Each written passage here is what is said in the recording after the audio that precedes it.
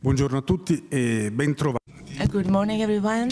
I welcome you all to what is actually the final session of the works of the 17th week of study of the Cisam Foundation.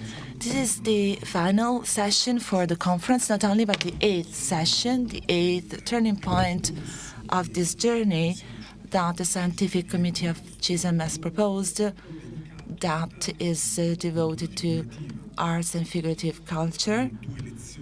We have two lectures that are expected to be highly interesting. Of course, I want to be brief to leave the floor to the speakers. The first is a counselor of the foundation, one for which the rhetorical form applies. There's no need of introductions. ARSLAN, a scholar of the Lincei. I leave him the floor, reminding you that the topic of his intervention, as far as it has been originally proposed, is time and times of currency. You have the floor.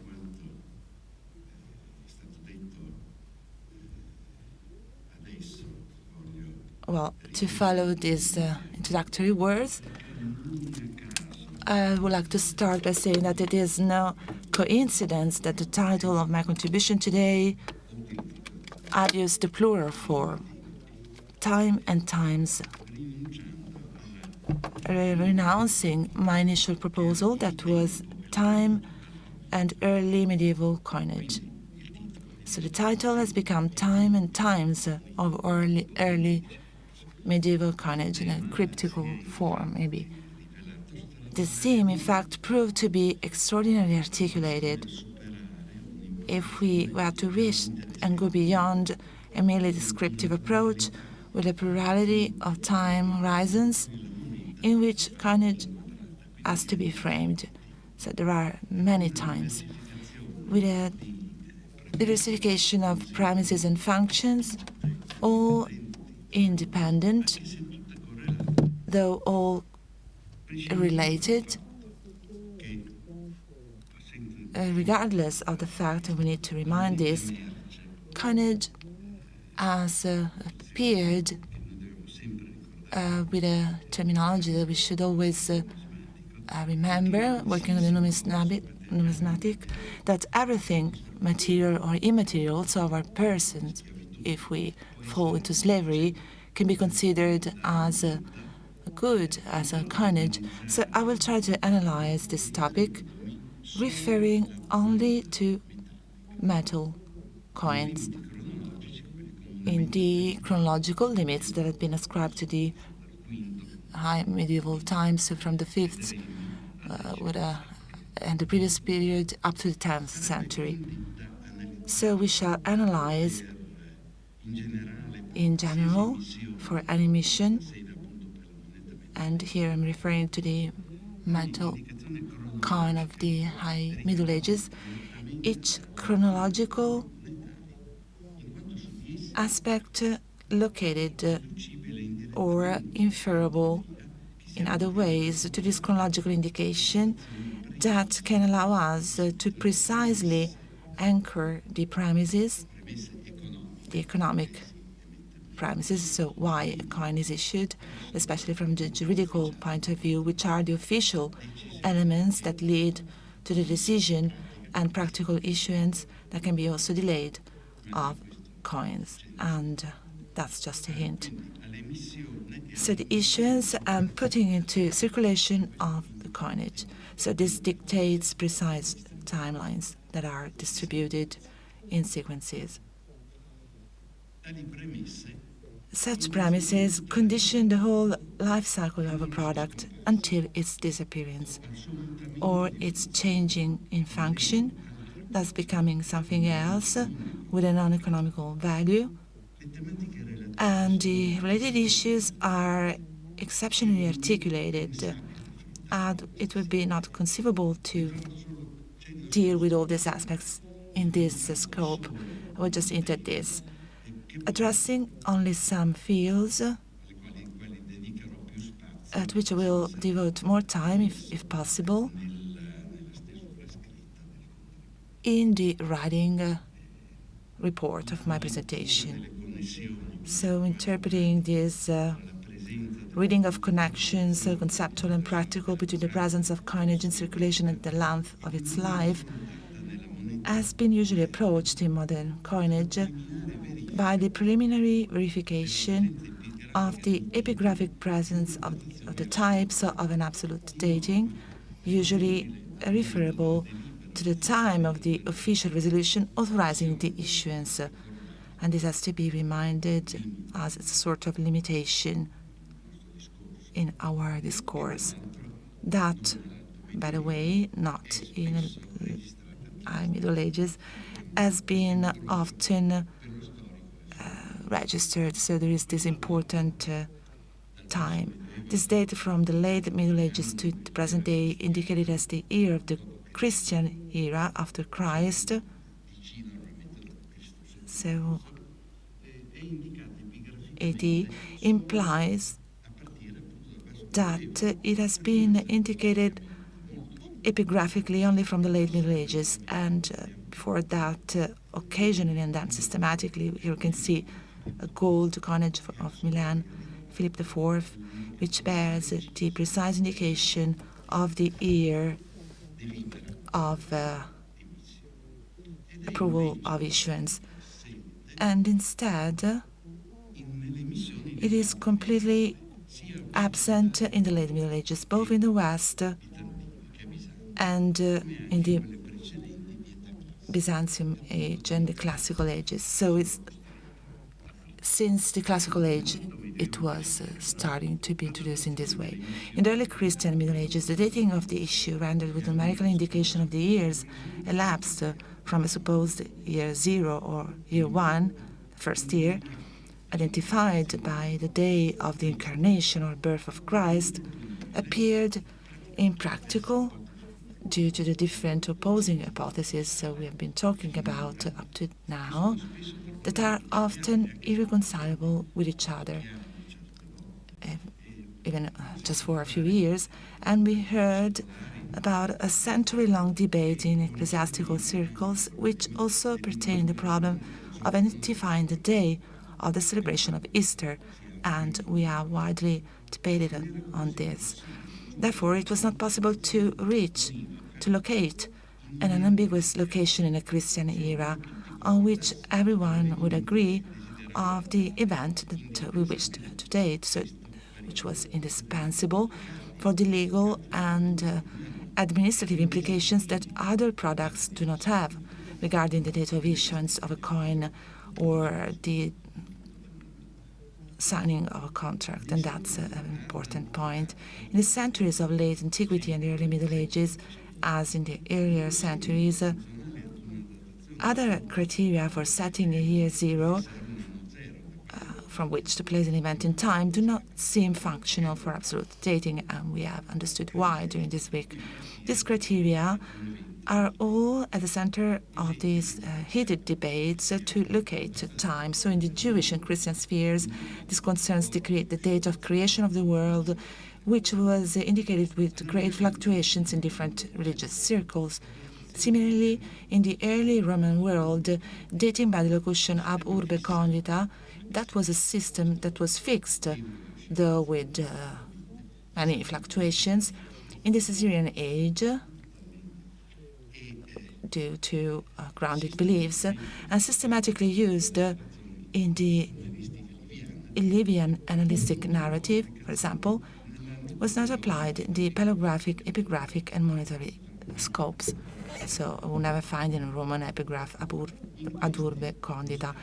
So the state, with a very good tradition of analytic reporting that we partially preserve to a certain extent, was concentrating on the citation of the persons of the two consuls appointed from year to year, and so Levi and so on, probably recording them in a relative but strict temporal sequence, usable for ethnographic and administrative use. With a long-standing official record, to which it was possible, anyway, to refer. So certainly without a year zero in this case. Thanks to the similar reporting, and here we have the quotation of the consulates and the monetary magistrates I will talk about. So thanks to the similar reporting on Republican Roman coinage of the very often complete appointments of the Tresveri Monetales, magistrates with executive duties, we were able to reconstruct the evolution of Roman monetary policy over time. Though in approximate terms, there are many doubts, many of us kept on discussing on this apparently secondary issue. And sometimes it's difficult to reconnect with events that are better dated and are often mentioned on the reverse of the coin, and due to the uncertain duration of the office. This presence, however, culminates in the Augustan age and doesn't seem to have been followed as a tool to settle a system of computation that could be used to date documents having a legal value.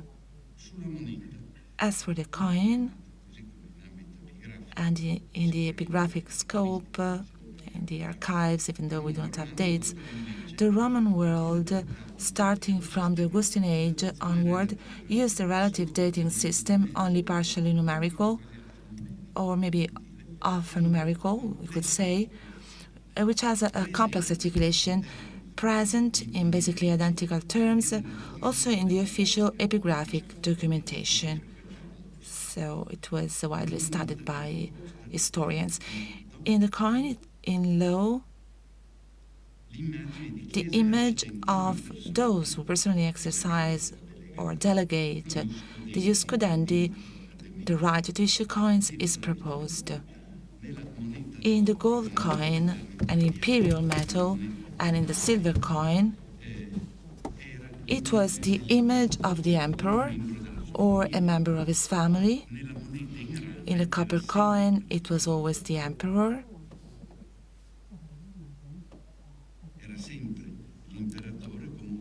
As the delegating authority of the jus cudendi, and on the reverse, the indication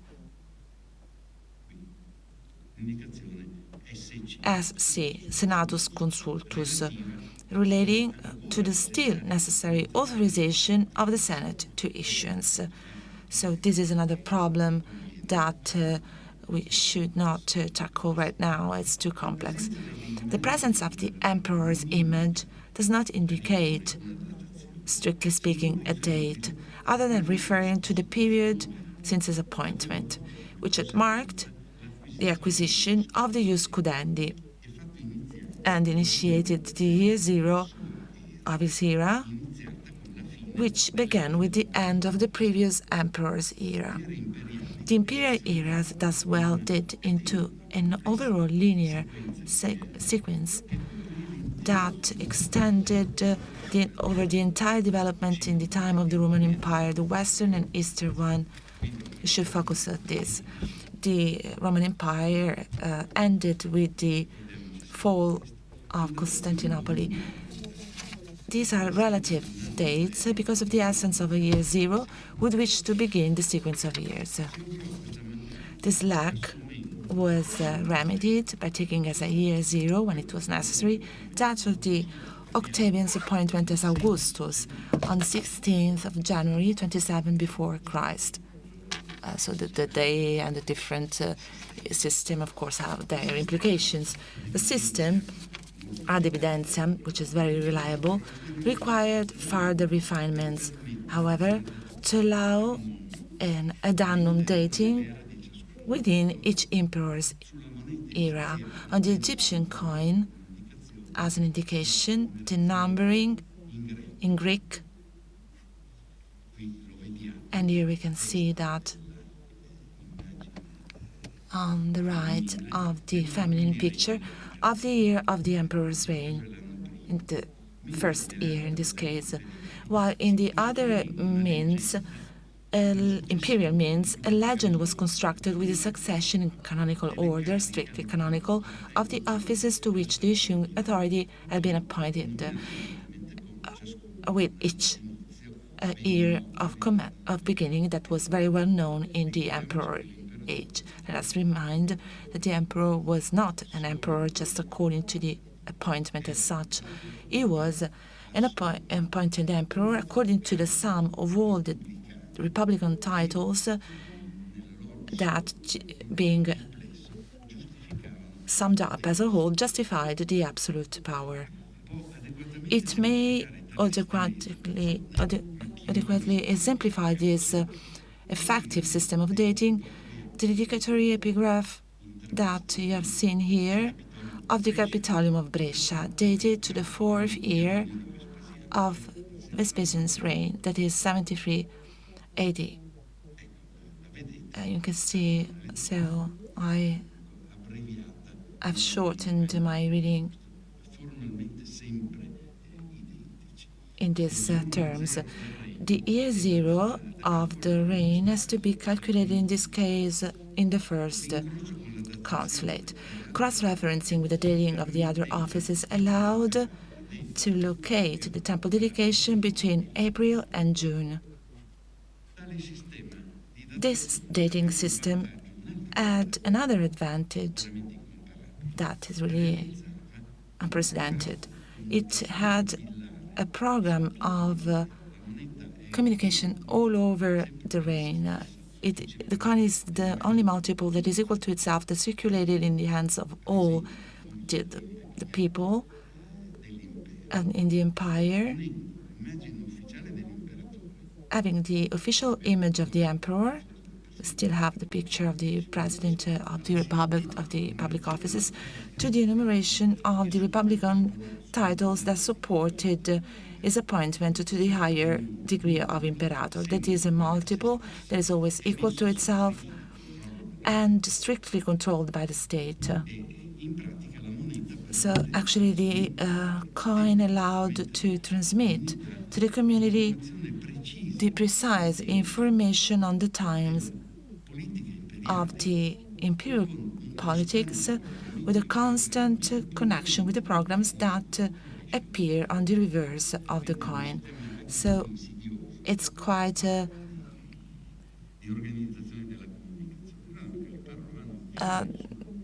risky kind of communication, even though the empire lived on this communication and the research of agreement through communication, like today's TV.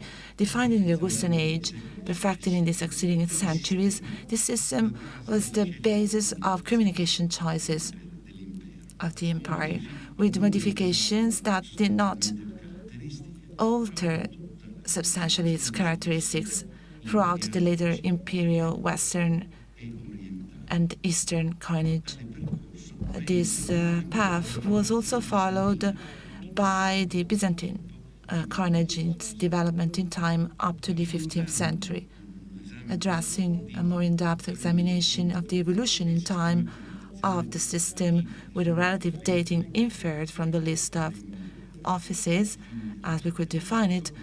I recall how the ius cudendi in Roman times depended, as I said, on the office of emperor, and how it was entirely impersonal. Let us remember that the office does not depend on the person. The person is managing this office as an employee. Diocletian was right in this way. The coin issued by an emperor, for which there was a damnatio memoriae, kept on to be legally circulating. And in the High Middle Ages, when juridically the territory in which it circulated belonged to the Eastern or Western Empire, with a vacancy, this currency, if it had the image of the emperor, was legally circulating and could be used with or without this image, depending on different criteria.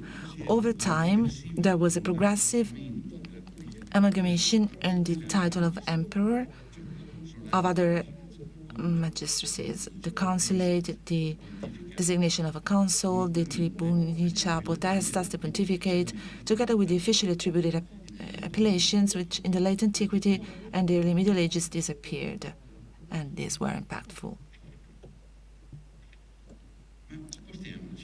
But let us move to the Middle Ages. In this period, we have to underline how all the human groups were settling within the boundaries that were previously considered imperial, that were in the Roman and barbarian worlds and kingdoms, had never lost, and often we lose instead this awareness, but they never lost the awareness, the territories that they were occupying, and never changed their legal status. Otherwise, Charlemagne would never become an emperor. The imperial throne of the West had remained vacant. And waiting for a new emperor, these peoples who had been integrated, or at least accepted, or accepted to federalism at the beginning, respected the former theoretical legal dependence on the Western Empire and up to 475. And let's focus precisely here on the Eastern Empire in the period afterwards. Thus, the Visigoths, before the deposition of Romulus Augustus, issued a gold coinage that could be defined as delegated rather than imitative, as it is constantly indicated. And here we have Attalus, who was supported by the Visigoths, Valentinian III, with their missions and their issuance with Western types that were legally circulating in the territories controlled by the empire. And this was historically recorded at the moment in which instead these coins were rejected with Gregorius Magnum. And they were bearing the acronyms of the Western means, Rome, Ravenna, with the relative acronyms, and then RA or ARL, probably, which were formerly decentralized means that produced official coins on imperial true or assumed delegation. The image of the emperor in charge was updated with each succession, keeping its power of dating coinage, so it located in time these issuances. I did not propose on gold coins, images or symbols referred to the local delegated authorities. So when Theodoric imposed his monogram on the reverse at the bottom of the explanation, the indication on the coin, this meant that this happened before the assignment of this delegation from Anastasio to Theodoric, which had instead obtained that by Zeno. Odoacre and then Theodoric ruled the West through the emperor. So the golden coin was proposed as delegated, and this is for sure, no longer by Western power that was suspended due to the vacancy of the imperial title, but by Eastern power. Here we can see how the first side coin that was issued by Odoacre for Zeno in Milan as the Eastern type, because Odoacre was delegated by the Eastern Emperor for the West, but in the West there was no longer the Emperor in charge, and so the type was changed, and we will see that later on, immediately after, that it's different. The same Theodoric is represented. They adopted, therefore, in the issuance of gold coins, the Constantinople types, all still issuing coins in the West. This choice that was mediated by the Ostrogothic one, which indicated the former dependence from the emperor. Also, the Roman and barbarian Western kingdoms were complying with that. When the franc emitted this coin, they did this issuance with the Oriental types, though referring to Theodoric Ostrogoth coin.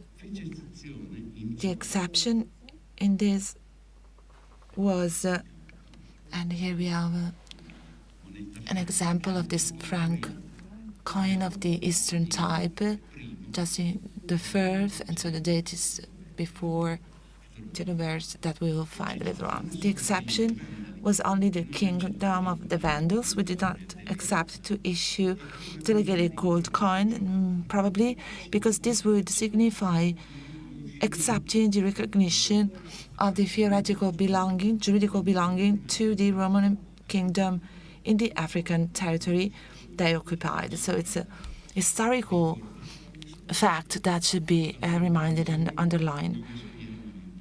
In fact, that didn't want to occupy the empire, and the others instead wanted to do that. So adapting to maybe to the specific needs of their economy, because nothing happened by chance, they adopted only silver coinage. We have Hilderic on top, and copper coins and bronze, and the symbols. We have Carthagine and the symbol of the horse in the bronze coins. So there's this attempt to refer not to Roman tradition, but a local numismatic tradition.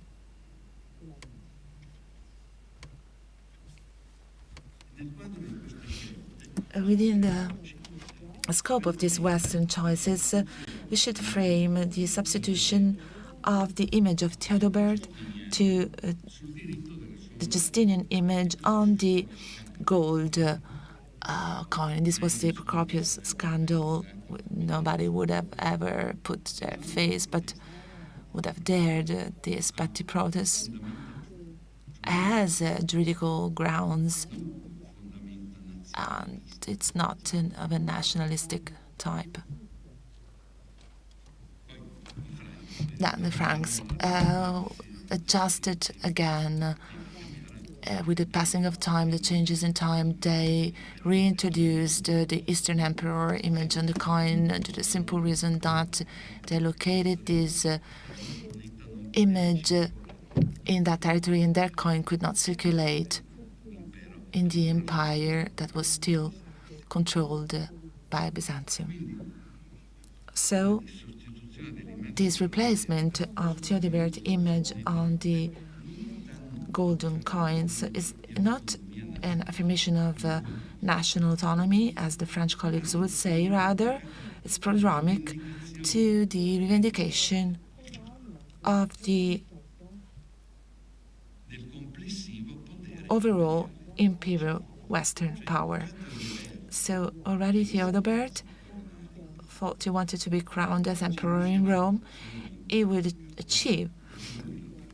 Only Charlemagne achieved this goal, but he was thinking at this. And so this hegemonic power then evolved into this clash between the major Germanic and Lombards and Franks powers. But this is again another issue. The system of dating, according to offices, that was juridically decided by the empire. In the West, it was simplified, based just on the name and the image, first of the emperor and then the king in the national issuances that were really national. But there was no absolute dating. So before examining the imperial Eastern issuances, we should, and these are always Eastern imperial rather than Byzantine. Let us remember that in the East, coins are always issued in writing with the Latin alphabet, and because the juridical foundation of the issuance was Latin, so also the whole lawmaking corpus and Justinian laws are in Latin. So we should underline how the metal Roman coin up to the early medieval coin to the modern contemporary coinage, our coin, also the printed coin and the digital one, shall be attributed a sealed nature. So its recognition is indispensable to tackle the analysis of all the issues that we are discussing right now and the next to come relating to time and coinage. The seal, let's think at the notarial seal that you can see. It's the Arnegundas ring, the famous ring in Paris. So this seal or the notary seals on the right, this is validating writing, affixing on a support, parchment, paperworks or lead, what is called a sealing imprint. So when we refer to a sealed paper, we are wrong. We shall refer to a paper with a sealing imprint. It is imprinting the signum that can be a coat of arms or a name or a symbol of the validating authority. And we need to be very cautious to this. In this way, we materially transfer substantially in substantia with a legally effective presence in the validated object, guaranteeing its authenticity and integrity. In the bulla plumbea, we have the emperor or the pope or whoever. It's not a symbol that refers to. There is actually the material, physical presence of the emperor. Tutto identico, un po' di fatica, però è una situazione. It is a situation that we usually accept even in our daily life. We do accept it even by Christians. It would be too long to talk about this right now. But anyway, entirely identical. The methods of manufacturing of the minted metal coin with the use of two dies, as if they were two seals, a sort of anvil or hammer, functionally and structurally similar to metal seals. Avoiding here a detailed description of the mechanics of the minting, we will take this for granted. The two cones imprint the two types in positive on the two faces of a prepared metal disc. With this operation, which was usually carried out by using a hammer, the minting, the image, is transferred to the coin, as in the notarial seal mentioned above. This is done to guarantee the correct nature and legitimizing the circulation of the coin. In both cases, though, the act validated with the imprint seal, the consubstantial transfer. Probably this term is not well known. It's quite a church term. But anyway, the consubstantial transfer of the guarantor takes place with its immanence in the validated objects. This is done, should be done, otherwise the coin cannot circulate. So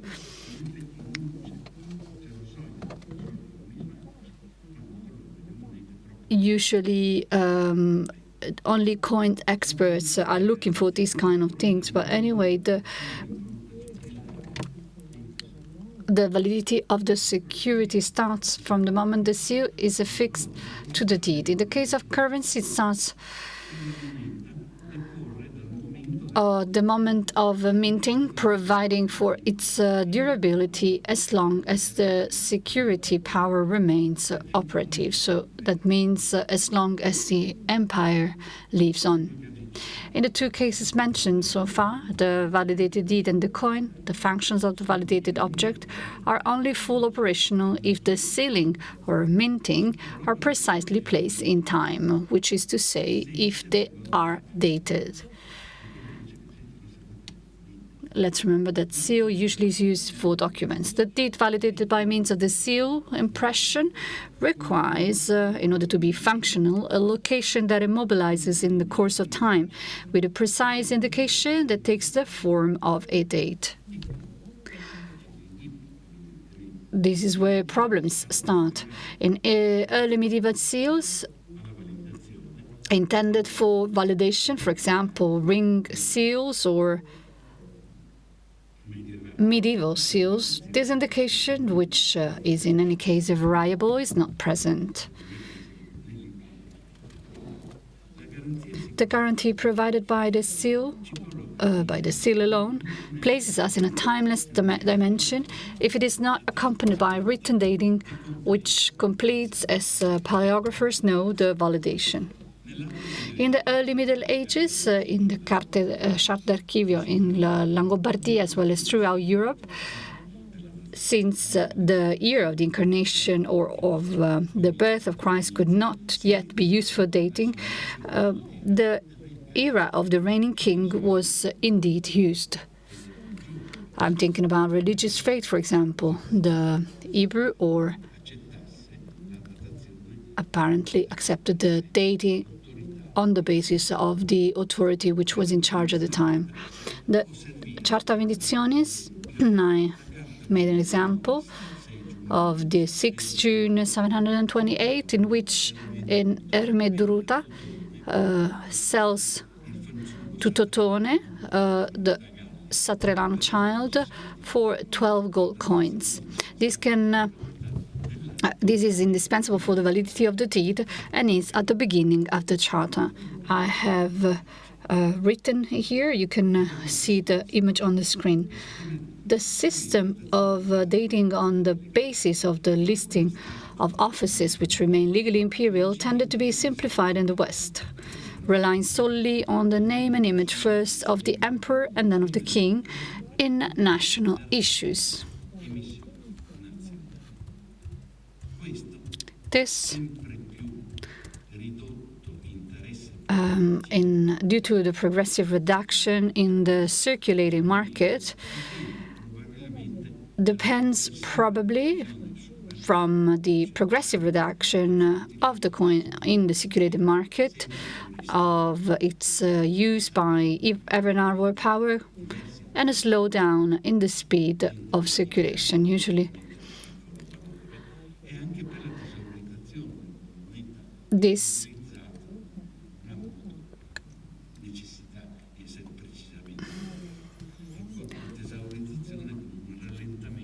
seems to be a slowing down in the speed of circulation.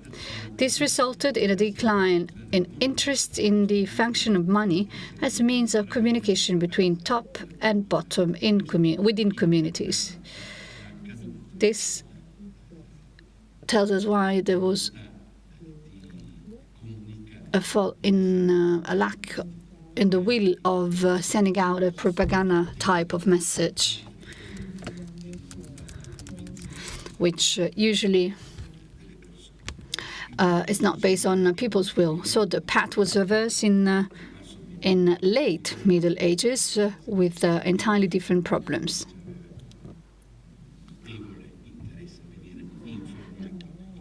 They had different interests in being informed about what was happening. So the choices in Byzantium, on the other hand, appear quite different, where in the Proto-Byzantine phases for gold continuity with the 4th, 5th century experience appears decisive. The layout of the types remained unchanged, with formal changes in the presentation of the images, which are ad evidentiam dated. However, the official frontal imperial image, which was substantially stable until the end of the 6th century, is surpassed in gold coinage, when new expressive choices took shape. Let's think about the statue of the emperors, for example, and also of the busts of the emperor.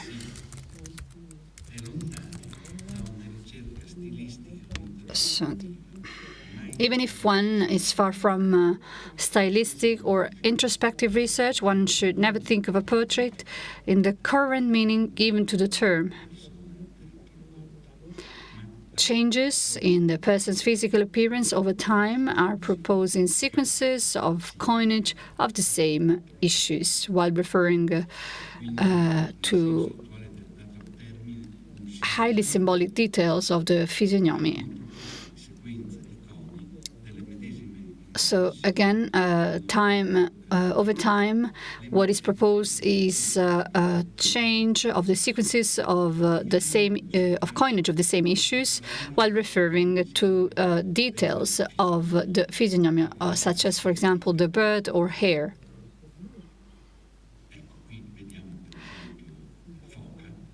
We can see foca here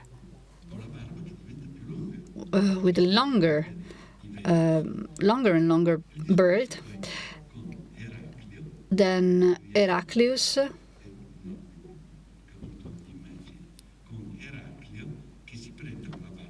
finally flanked by the small figure and a short bird,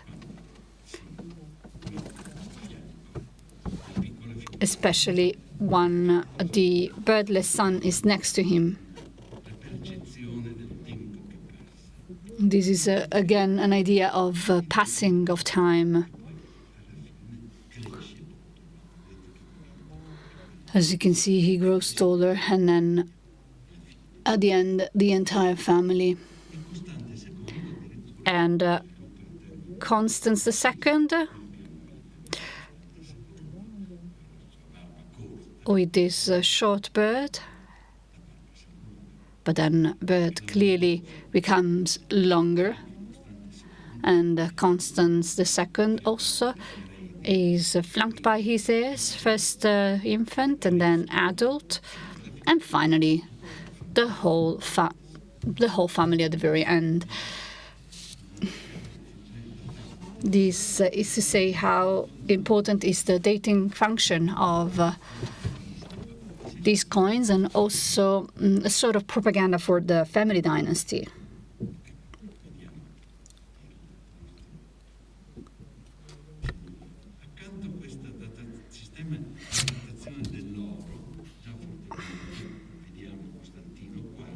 So looking at Constantine IV, who is accompanied by his wife, and then Constantine VI, who has no longer a long beard, and then the wife, and then all the predecessors. So the coin basically summarizes the dynasty situation of the time. Next to this way of dating the gold, which allow us to have an idea of the dynasty, what is proposed is in copper a different, a common way of dating, which seems to be connected to the 4th and 5th centuries, which proposed the quotation of vota, which were formulated for the emperor and the Caesars on the occasion of the Lustratio, which was celebrated every 5 years. The starting date was that of the first vota, and it was indicated with quinque. It was we can have a look at it on the top left, and it was then followed by 10, then 15, and so on. And then 20.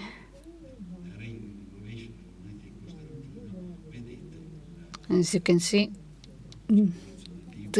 there is also the celebration of the vota, 20 and 30. Again, providing an idea of the time as a development of the future. In Byzantine issues, this way of indicating the years elapsed since the beginning of each emperor's issue seems to have been resumed in more detailed terms with Justinian from 538, according to the novella of 537, concomitant with the change of the imperial image on the coin.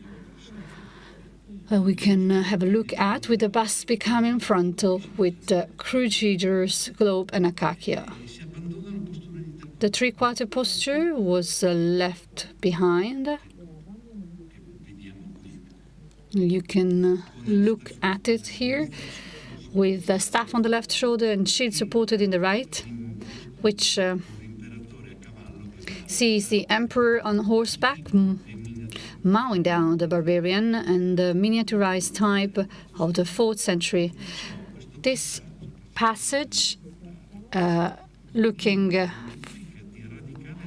from the front, gives us an idea of how the relationship with the user changed. The emperor resigns the Italian posture of the Roman military commander, head of a community in which he is integrated and whose consent he needs, and proposes instead himself in a transhuman dimension to dominate the citizen who has become a subject with the terribili, thus his large eyes fixed straight on his interlocutor. He holds in his right hand not a weapon, but the globe surmounted by the cross, symbol of absolute ecumenical power willed by God. Even the structure of the head, at times strongly cubic, seems to recover the Diocletian tetrarchy setting in a Christian declension. Only the acacia, the purple bag with ashes, recalls his mortal nature. Year 538, Justinian has conquered several lands. He seems to have won in Italy, and he wants to change the impression of the empire. He wants one empire only, and he proposed himself in a completely different way compared to how he would propose himself as emperor. So the new dating system consisted of the indication of the single year of issuance and reign of the emperor, with the follis, the legend anno, vertical on the left, and the indication in Roman numerals, and seems to have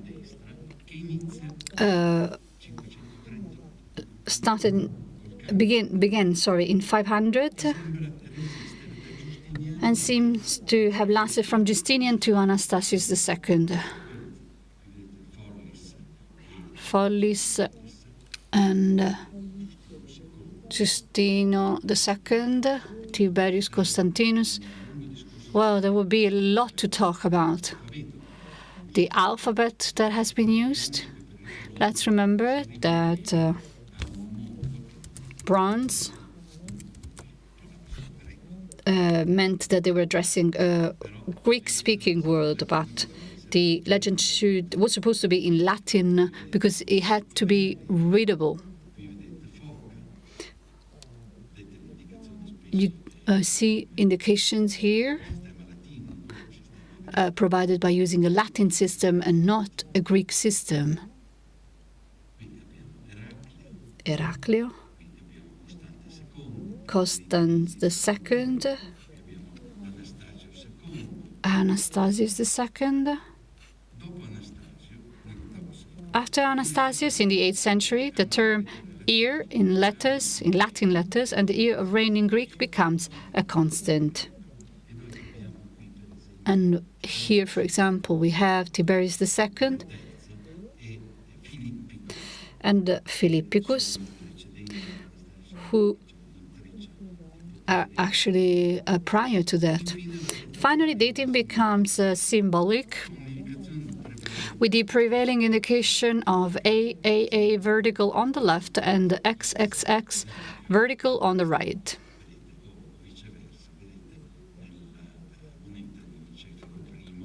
So again, Nicephorus I and Iranian Constantine.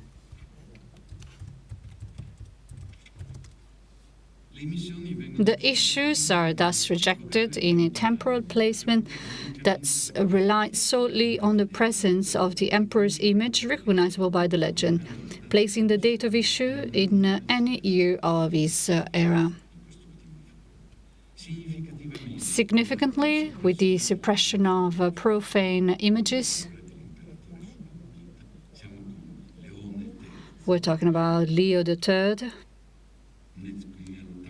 in the 8th century, any indication of year of reign disappears, and the coinage remains placed in an atemporal ideological dimension in which the exercise of the jus cudendi was fully returned to the divine will and to his delegate, the emperor. With the return of the emperor's image on the coinage at the beginning of the 9th century with Nicephorus I, the vertical AAA and the XXX returned in the faultless issues, flanked, however, in the 10th century by imposing issues with no reference to the emperor and with only religious images and symbols which are present in the vast and powerful empire. We should not forget that. This monetary class that we define as anonymous faultless of the 10th, 11th centuries systematically penetrated the Western italic silver coin market, as will be narrated by Bruno Calleger in his lecture on coinage planned for next years, and must be considered with great care in an overall examination of the 10th, 11th century coinage, with the economic interconnection and political confrontation of the Western powers of the Byzantine and the Byzantine Empire. We all know what happened during those years in the Mediterranean. So the meaning of the aniconic and atemporal choice could perhaps be sought in the utopia of the creation of a circulating currency capable of presenting itself as a universal currency willed by God in a reactualization of the pre-Constantine imperial unitary ideology, as can also be assessed for other aspects of Byzantine politics, especially in the 11th century. Let's not forget about the political choices made at the time in a direct comparison with similar trends in the Western world, which would then take shape in the face of the Crusades. I now should talk. If you allow me a few more minutes, so maybe I can just 1 minute. Okay, the adoptions of such an accurate system of dating copper coinage in the 6th century, attentive to the needs of popular users, the only one truly with universal circulation, is perhaps to be attributed to the reorganization and attempt at administrative centralization of the empire, which Justinian thought he had brought back to unity, overcoming the fragmentation, even political, of the previous 3 centuries. Justinian's policy may have accentuated the exasperated bureaucratization of the mechanism controlling the production and distribution of a currency that was minted in a network of increasingly numerous mints. So the indication of the year can also be connected to this one. The increasing number of production centers had to be coordinated in terms of general monetary policy. Similar tendencies towards atemporality are perhaps also to be found in the evolution of Western monetary types, with the substitution of non-phonetic legends in the Germanic sphere as early as the 6th century for legend and on pseudo-imperial coins. 6th century.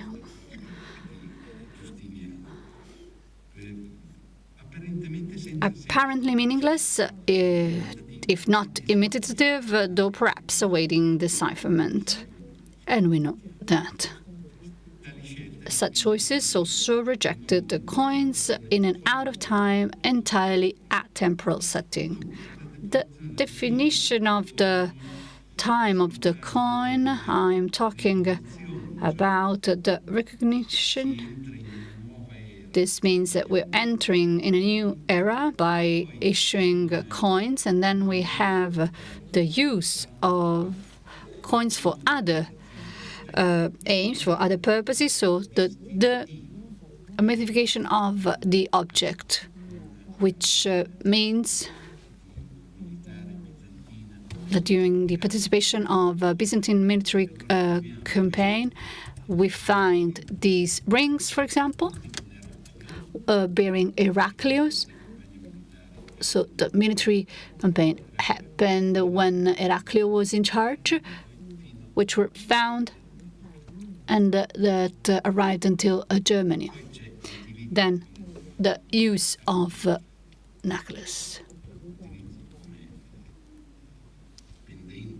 as a decoration, and a whole set of data about which I will talk apparently in another moment, because my time is finished. This is a further reason to wait for the next text next year. This lecture has confirmed your how good you are at interpreting and also talking about this subject. Thank you for this overview. Now I would like to give the floor to Sasha Stern from University College London, who will provide us, well, he will give a lecture, Fictitious World Chronology and Calendar Cycle in the Early Judaism and Christian. I would like to give him the floor immediately, since we are a little in delay. Thank you very much. I have to thank you for inviting me and for enabling me to participate in this remarkable conference, and also for your hospitality and for the very professional work of the interpreters, translators, who have facilitated the multilingual framework of the conference. Okay, so this paper brings us back to calendars and computers. I understand there were a few papers on this topic at the beginning of the conference, which unfortunately I wasn't able to attend.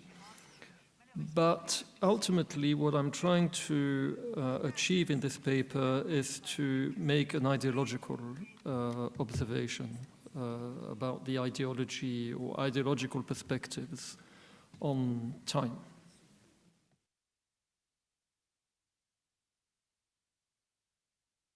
So, through the Middle Ages, the chronology of the world that was widely accepted among Jews was based on an early rabbinic work called Seder Olam, which is normally dated to the 2nd century CE. The Seder Olam gives not dates, but rather intervals in numbers of years between successive events in the Bible. So it begins as follows: from Adam to the flood, 1,656 years. From the flood to the dispersion, that's the Tower of Babel, 340 years. Abraham was then 48 years old, and it goes on and on like that through very many chapters continuing until the end of the Book of Kings and the destruction of the first temple, and drawing on regnal years which are provided, for example, in the books of Kings. After the end of the Book of Kings, and at the point where the first temple is destroyed, biblical evidence runs thin. There is very little chronological or detailed chronological information from this point onwards. So for the second temple period, Seder Olam has to rely on an obscure prophecy of Daniel. Rabbi Yossi said 70 weeks, which is interpreted as meaning 70 periods of 7 years, total 490 years. And these 490 years are distributed between 70 years of destruction and 420 years being the period of the Second Temple. Now, this, of course, is merely a prophecy, and in historical reality, 420 years is really too short. And the result of this is that Seder Olam compresses the period of the Achaemenid Empire to only 52 years. And then it goes on saying how many years under Hellenistic kings, the Hasmonean dynasty, Herod, until one comes to the destruction of the temple, and from this point onwards count the years according to the era of the destruction of the temple. The second temple was destroyed in the year 70 CE, and we know that there is plenty of evidence of Jews counting years from the destruction through the early medieval period, and in fact all the way to the early modern period in certain Jewish communities. In late antiquity, the Jews therefore use the era of destruction. They also use regnal years, consular years, and in the East, the Seleucid era. However, by the early medieval period, a new era begins to emerge, and this is the era of the creation of the world. In Latin, we would call it Anno Mundi. This chronology is based again on the Seder Olam. So it's the numeration of years from the creation is drawn directly from the Seder Olam. The era of creation is first attested in a synagogue from southern Judea. Very frustratingly, the inscription is damaged. So we don't actually have the date, but we do know that it's 4,000 and something, and it's since the world was created. The mosaic itself could be dated any time between the 4th and the 8th centuries. Another early attestation of the Jewish era of creation is in the Babylonian Talmud, which would give it an approximate date of the 6th century. And in this passage, the identification of 400 years from the destruction of the temple with 4,231 years from the creation of the world matches pretty well the chronology of Seder Olam. And this era of creation becomes increasingly in use. By the end of the first millennium, it is widely used by Jews, and it continues being used until today. So if you ask any Jew today, what is the Jewish year, you'll be told 5,783.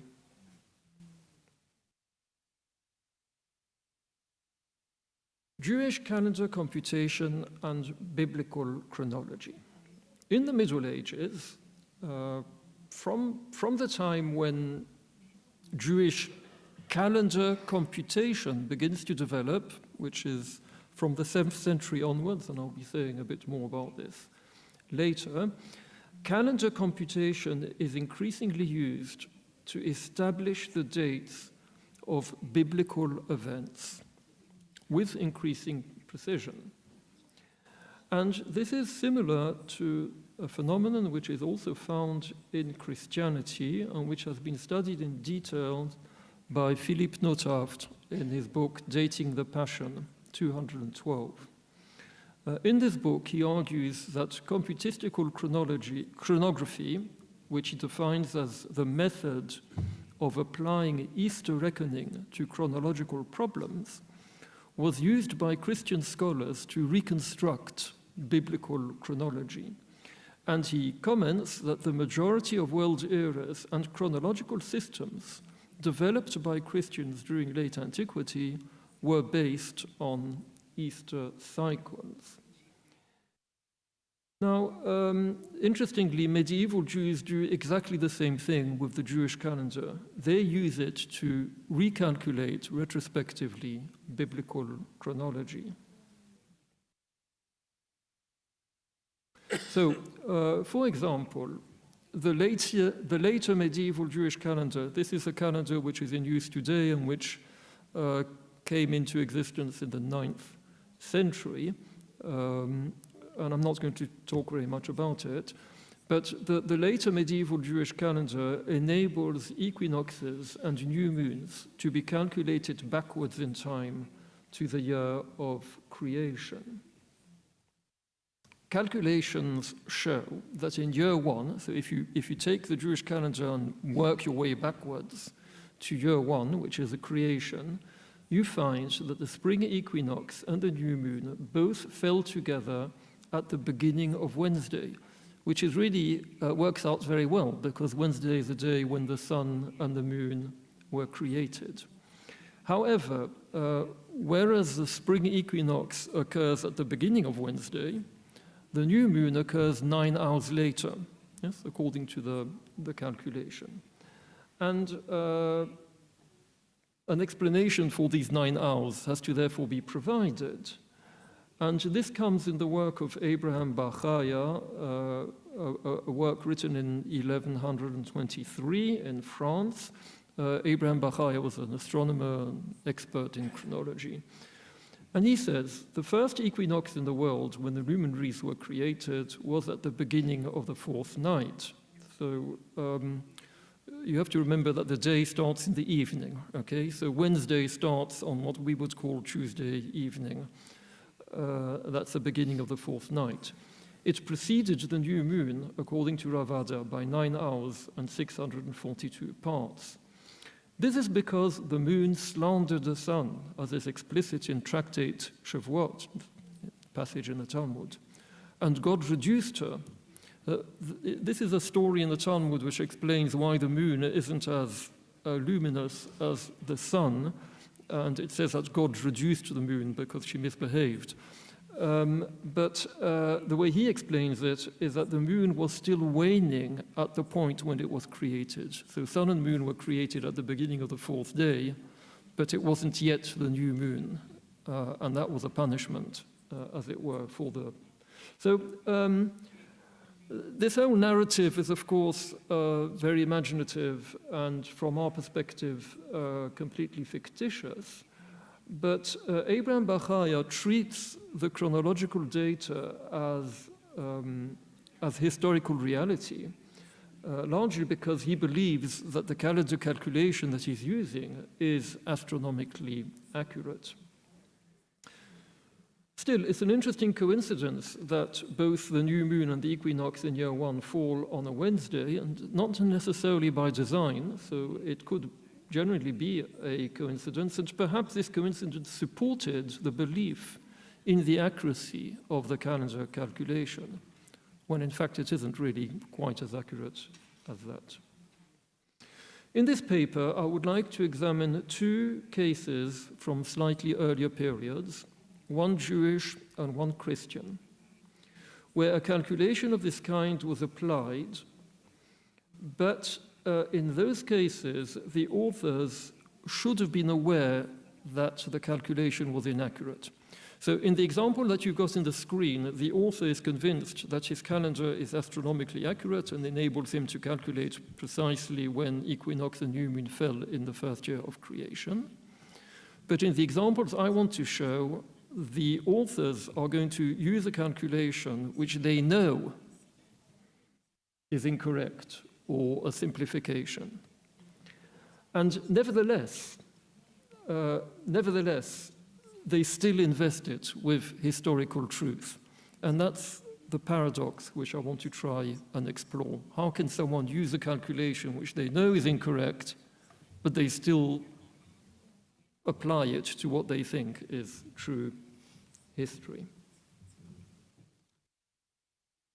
Okay, so the first of my two examples is Jewish, and is from a text called Breiter de Shmuel HaKatan, which dates from the last quarter of the 8th century. This text has a bit of a problematic history. It was first ever published in Thessalonica in 1861 from a manuscript which is presumed to be lost, and in fact, which has never been seen, which immediately raises a question of the authenticity of the work and whether it might have been a forgery. I'm not going to discuss this in detail, but it is generally accepted that the work is not a forgery because it is so incredible and also refers to really precise events, as we'll see in a minute, which a forger, I don't think, would have been able to put together out of nothing. Some of the chapters may have been doctored in a certain way, I'm not sure, but the passage we're looking at, I'm pretty confident has to be authentic. So we're looking at chapter 5, beginning of chapter 5, which says the following. In the year 4536, the sun and moon, sabbatical years, and equinoxes coincided, and the sun was left with only a remainder of one large hour. From the year 4536 onwards, in the first year, the birth of the moon of Tishri, etc. I'm not going to read everything in detail.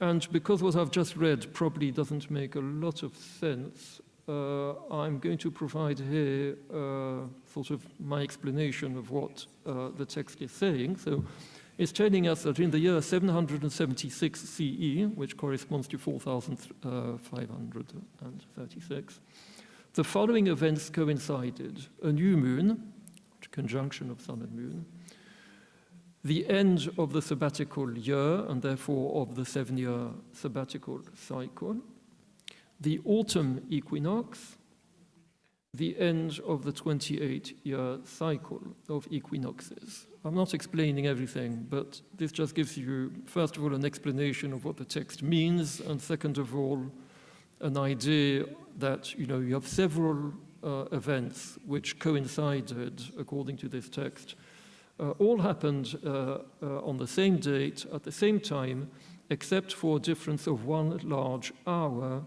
which is the equivalent of 2 hours in our way of counting time. So a 2-hour difference between the new moon and the equinox.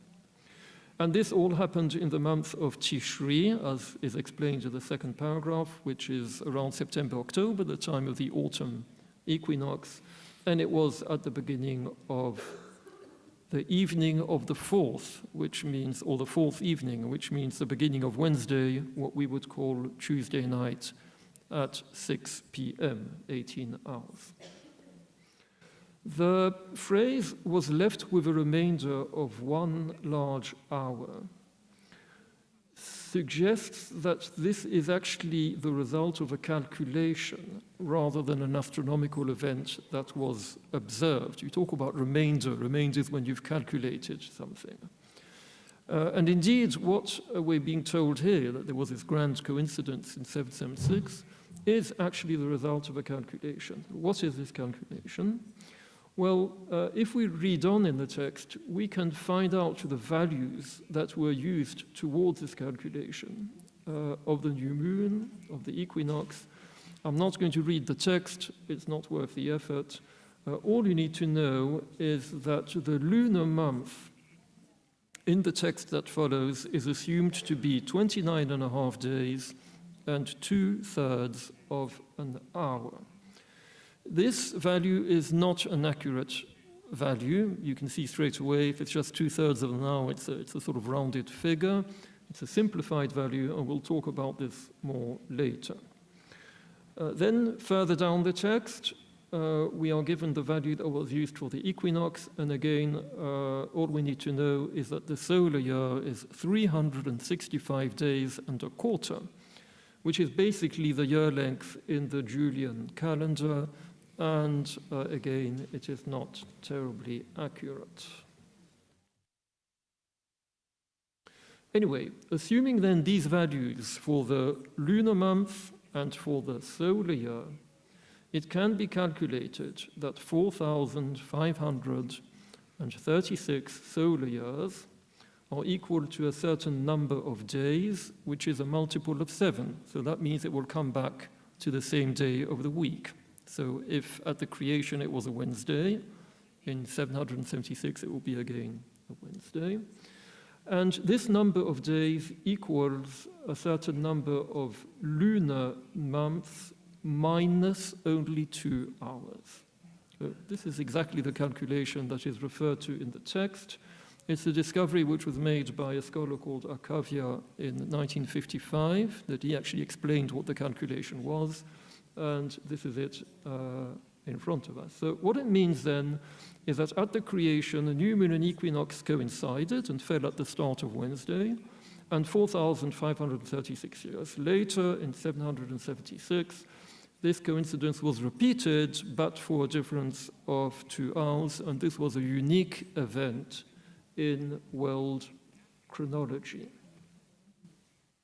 In the text that follows, then in chapter 5 of the Bright Addition Well, this astronomical event, this remarkable event of 776, obtained, of course, through calculation, is used to legitimize the calendar values that are assumed. So from this point onwards, the year 776 can be used as an epoch for all subsequent calendar calculations, ignoring the 2-hour difference, which can be treated as negligible. You don't need to go back to the creation to calculate the calendar. You can do it instead from the year 776.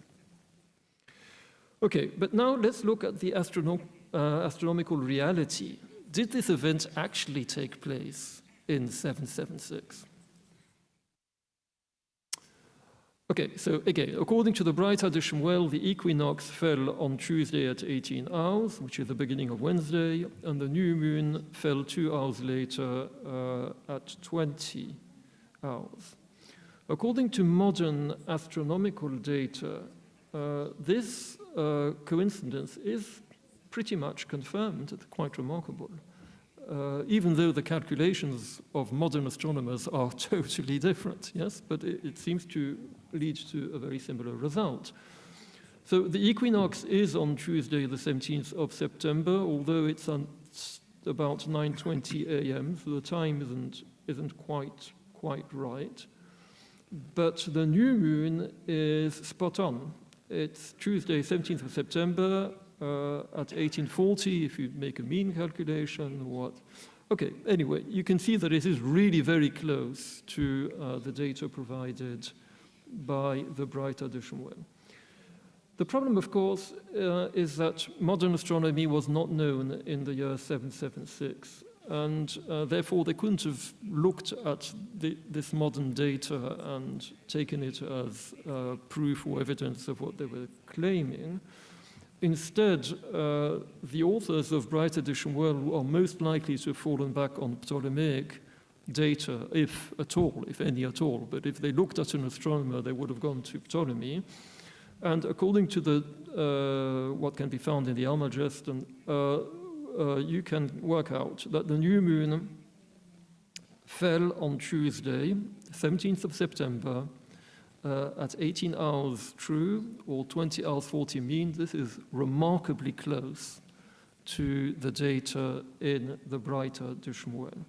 So this is fine for the new moon, but when it comes to the equinox, it falls apart, because the equinox, according to Ptolemaic data, fell on Saturday, 21st of September. That's way off, way off. If they were not so scientifically minded, which could very well be the case, they wouldn't have known about Ptolemy, or they wouldn't have looked him up. And instead, they would have used for the equinox the Julian calendar date of 24th of September. The reason why I'm assuming this is that the Julian calendar dates are actually used by the Talmud for defining dates of equinoxes. The relevant passage is on the screen. So what you get then is Tuesday, 24th of September at 18 hours. So the day of the week is correct, the time of the day is correct, but it's 7 days later. So there is some similarity, but of course 7 days is a major discrepancy. Now, Akavia, the scholar I mentioned before, claimed that although they didn't know modern astronomy, of course, they made astronomical observations and found that the equinox and new moon coincided at the beginning of Wednesday, as indeed modern astronomy would suggest. And this confirmed to them the accuracy of their calculation, and hence of the values which they had used for the calculation, which are listed again here on the screen. However, I'm not at all taken in by this, because it seems to me most unlikely that Jewish scholars writing in Palestine in the late 8th century would have carried out astronomical observations. It's only under the reign of Al-Ma'mun in the 820s that Arabic, let's say, astronomers began to carry out serious observations of astronomical observations, but until that point in history, everyone was really relying on Ptolemy. So I wouldn't understand it like this. What I would say is that the way I would understand it is that what they did was that they calculated the equinox following the calculation which I said. This was confirmed for the new moon. In other words, the calculation led to a new moon at the beginning of Wednesday, and this is indeed what happened. But the equinox was off. Ptolemy's equinox was on Saturday.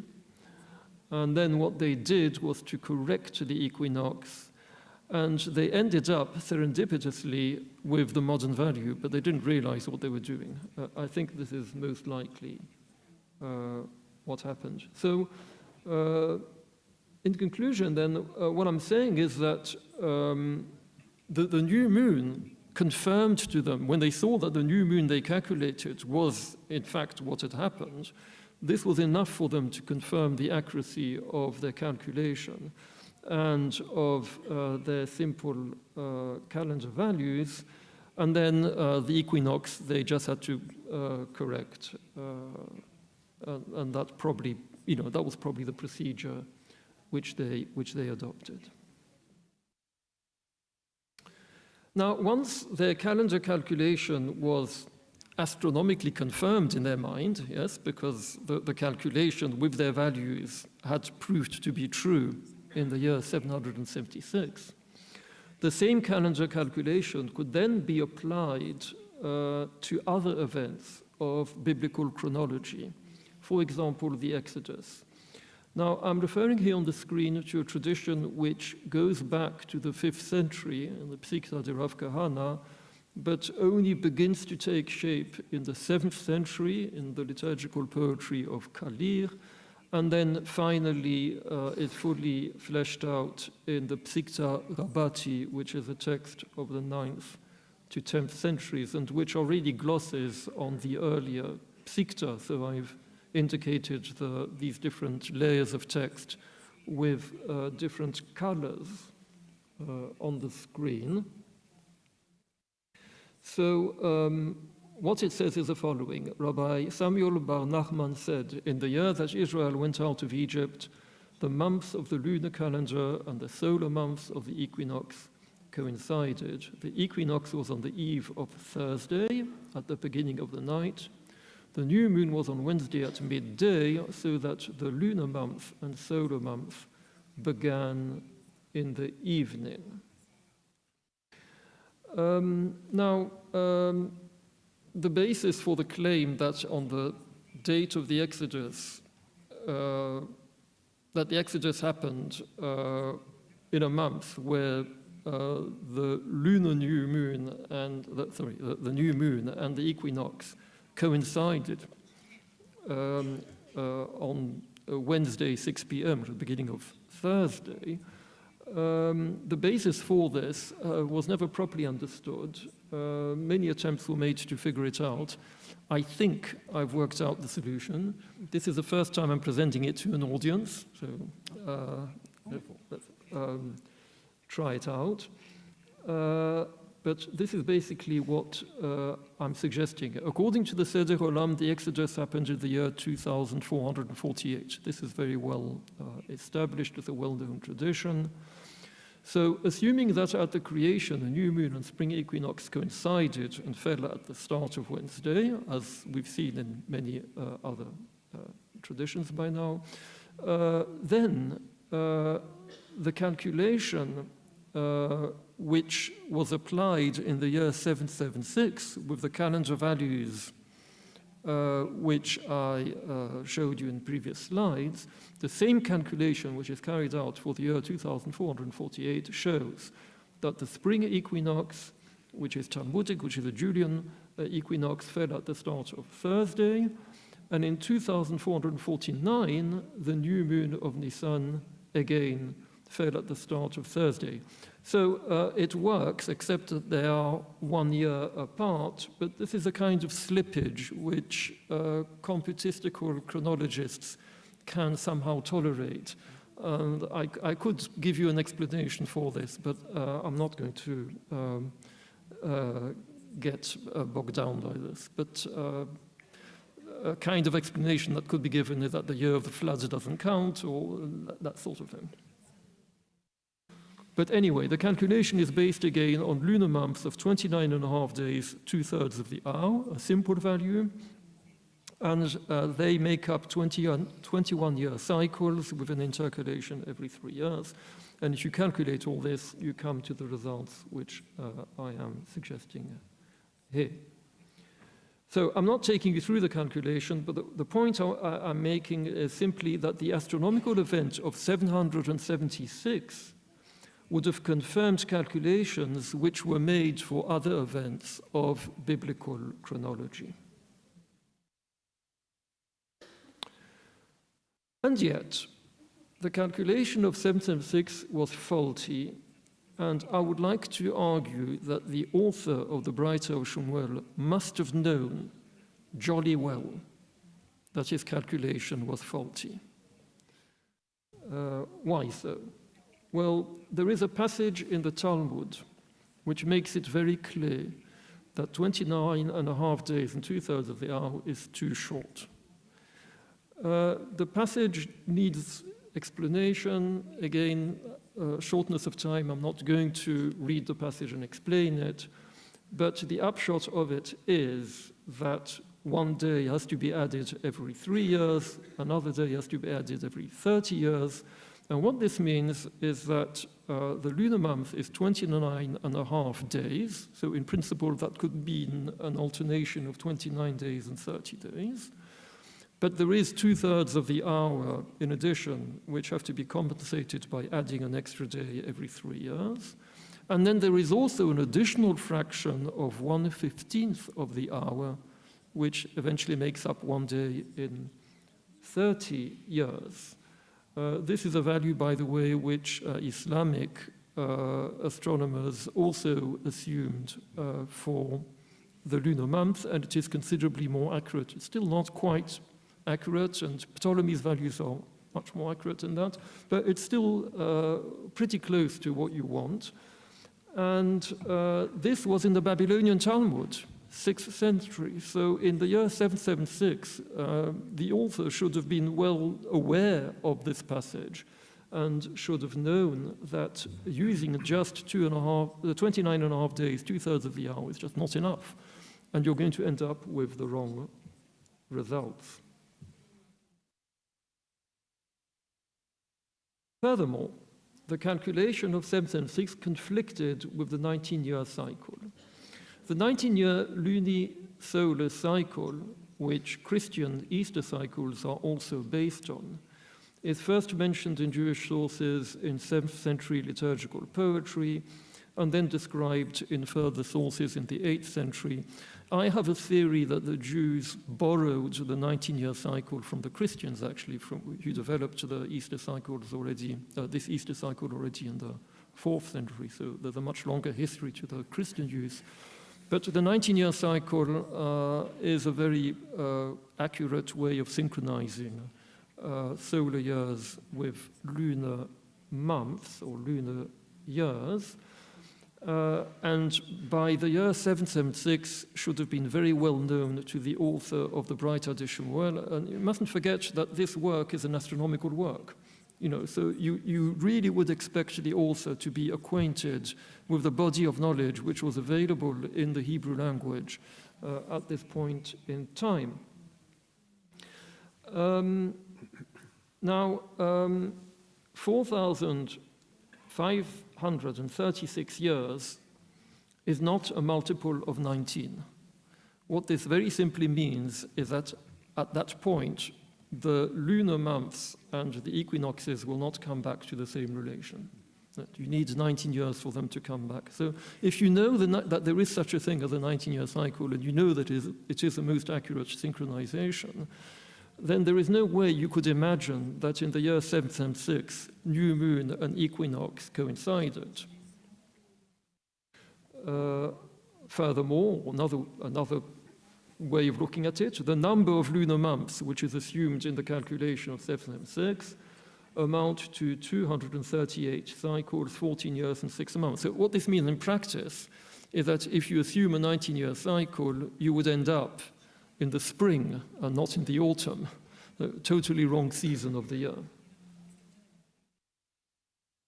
So what I'm trying to argue, therefore, is that the author of Breiter de Shemuel should have been very well aware that his calculation was based on simplified values, and that the calculation that he was making was a fictitious calculation, even if it appeared to have been confirmed on the ground in practice.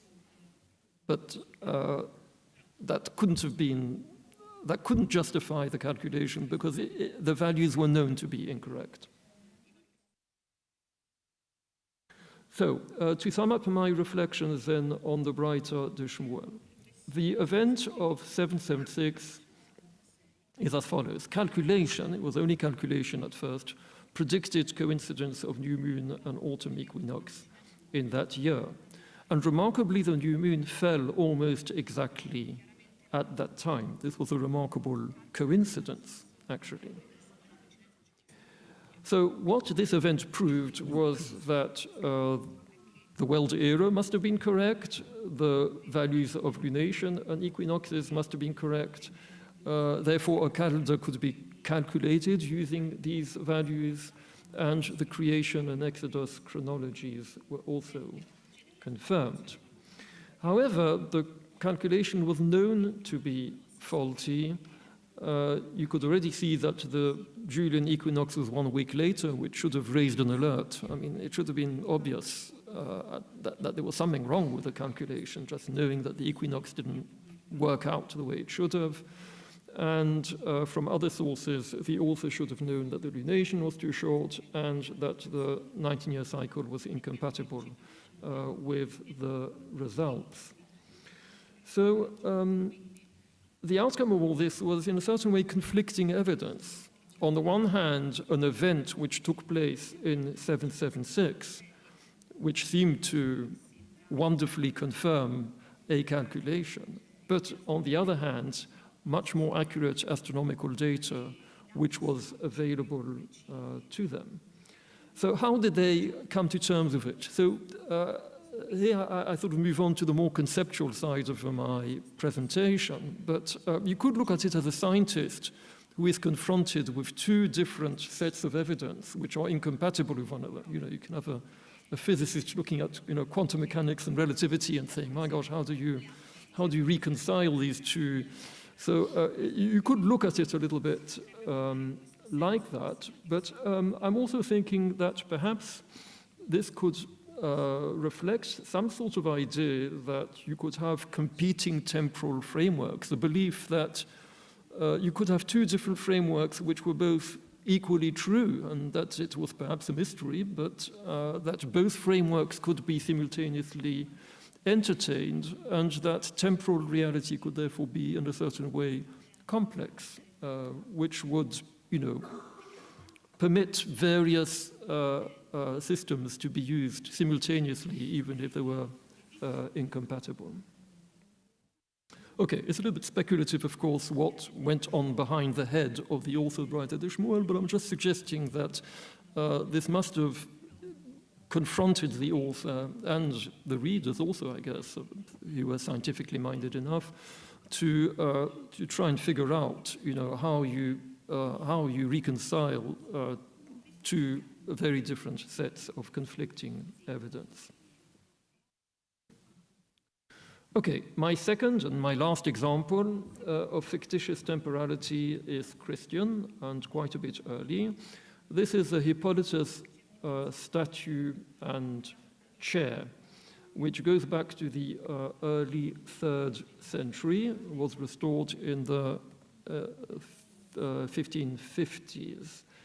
Now, the upper part, which supposedly represents Saint Hippolytus, is not original. But the chair is original to the early 3rd century, and it contains an elaborate inscription, which is an Easter cycle.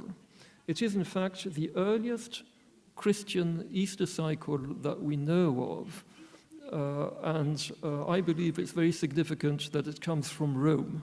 Yeah, there tends to be a sort of prejudice among historians, I don't know if it's Orientalist or whatever, but that all astronomical wisdom in antiquity had to come from Alexandria or the East or whatever. The first Easter cycle that we know of, designed by Christians, was designed in Rome.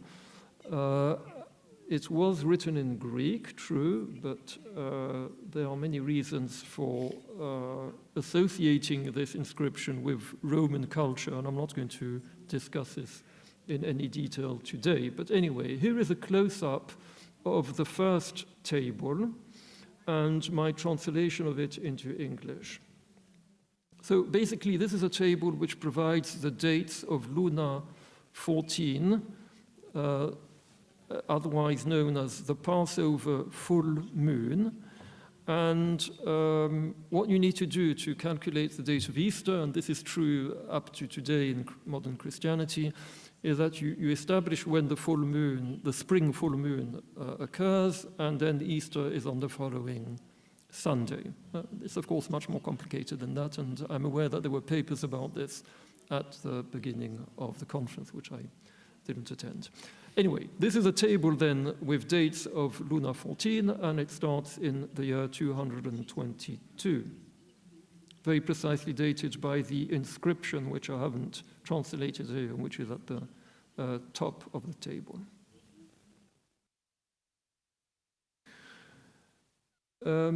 Now, the left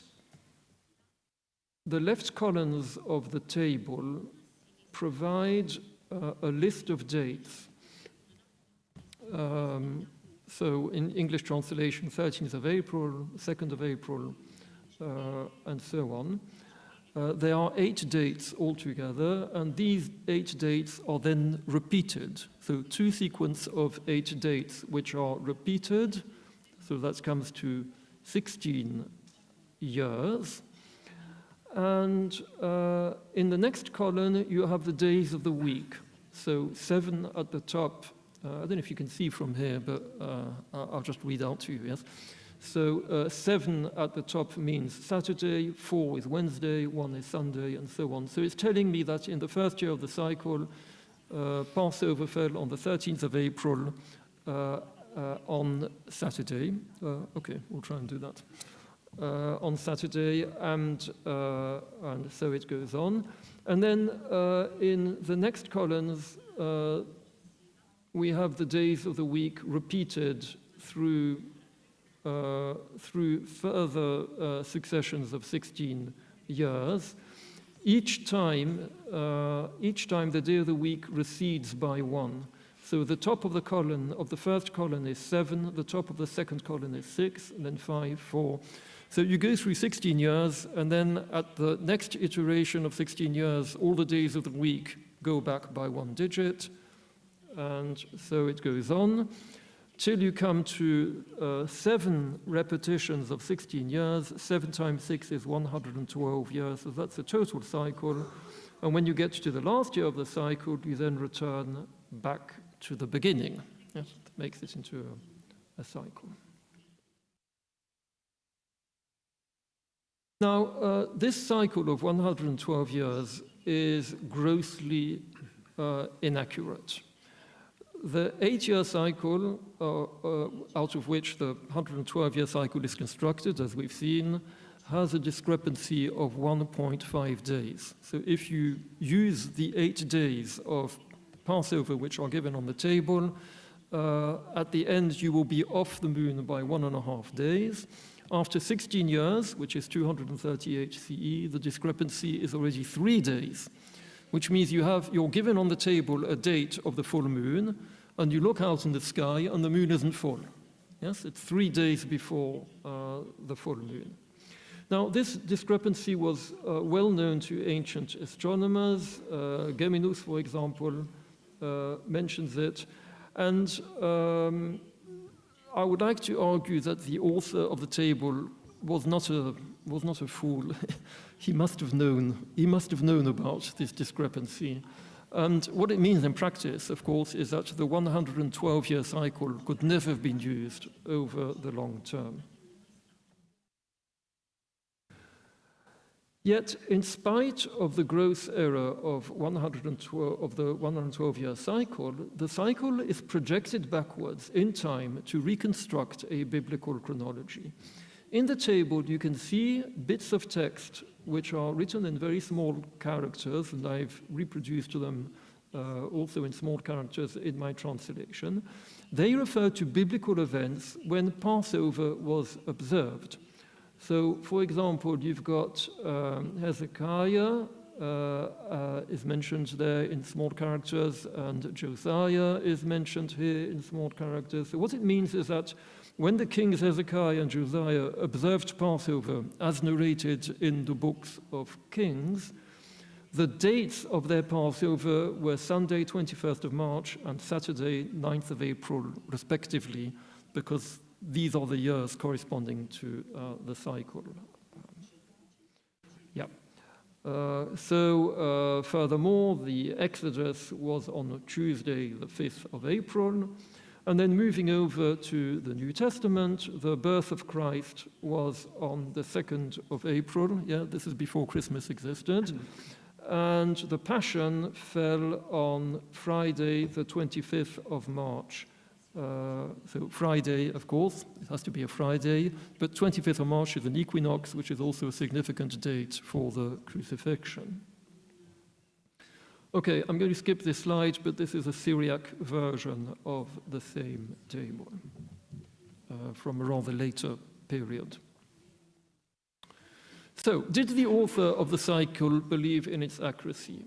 Moshammer, the great expert on Easter computers, writes that Hippolytus believed that the Paschal moon on Easter Sunday would return to the same calendar date in a period of 112 years. He believes it, and how do you know that he believes it? Because you can see that he uses it for his chronology. Notchaff has also made similar comments. So somehow there must have been really bad astronomers if they believed that. And I think this is not giving enough credit to them, particularly as we have to bear in mind that the cycle which is represented on this inscription is known to have been developed over several decades. There is evidence of a development happening over several decades. And as late as 243, a treatise attributed to Cyprian, it's not really Cyprian, but a treatise attributed to him, is still using the 112-year cycle, even though he shows evidence of knowing of the discrepancy. And through the course of a half a century, if Christian scholars in the West are designing these cycles, they must have realized that they were falling off from the moon. After 16 years, after 32 years, instead of the date showing the full moon, the date would have shown the first quarter. I mean, you don't have to be an astronomer to see that this is really wrong. So what I'd like to argue is that similar to the Breiter de Schmuel, the author was confronted with competing truths. The 112-year cycle was grossly discrepant from lunar phases. There is no question about it. But it had a certain truth, and that was its calendar perfection. The calendar was perfect in several ways. First of all, it was compatible to the Julian calendar, which was very important for Christians living in Rome. Second of all, it only required the memorization of 8 dates. It's the same dates, the same 8 dates again and again. So you can memorize it. And the days of the week also have a repetitive sequence, which is again easy to memorize. 741, 741, 743, 743, 743, 7.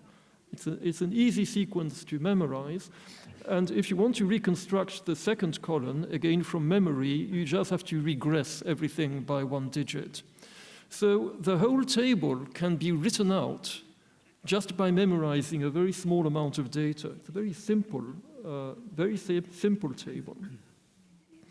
It is true that there is a 3-day error, but the 3-day error can be corrected. After 16 years, you can take the table and simply bring back all the dates by 3 days. And is it bring back or bring forward? I get always mixed up. Sorry, whatever it is. You can correct very easily the table every 16 years. And in fact, we know that the pseudo-Cyprian did this himself. So it's actually not such a major problem. So what I would argue then, and I'm almost finished, is that the perfection of the calendar justified its use for historical chronology. For Hippolytus and his contemporaries, the past, and more specifically the biblical past, could be cogently mapped out on the temporal framework of the 112-year cycle, even at the cost of ignoring its astronomical lunar discrepancies. Now, this was not blissful ignorance of the inaccuracy of the cycle or of the fictitiousness of the chronology. I'm sure they were aware of it, but it was rather a conscious, deliberate choice of an idealistic, abstract, schematic model of time which was best suited for investing order and structure on human, biblical, and divine chronology. I'm thinking of the Passion of the Christ, the birth of Christ. You really need an idealistic calendar to reconstruct the chronology of the divine. So I think this is really what's going on in their minds. Okay, so conclusion, and this is my final slide. Both texts, the Breiter de Schmuel and the Hippolytus Easter table, were both primarily intended as calendars to determine the date of Easter or to calculate the Jewish calendar. But they are also used to construct world chronologies. The calendars are based on simple values and schemes which make them inaccurate and discrepant from reality. The world chronologies that are constructed from them are therefore fictitious. However, their authors knew about these inaccuracies and still upheld the calendars and the chronologies as if they were true. And I think this suggests in the mind of both these authors the possibility of complex temporal frameworks which could have been incompatible and contradictory, yet simultaneously true.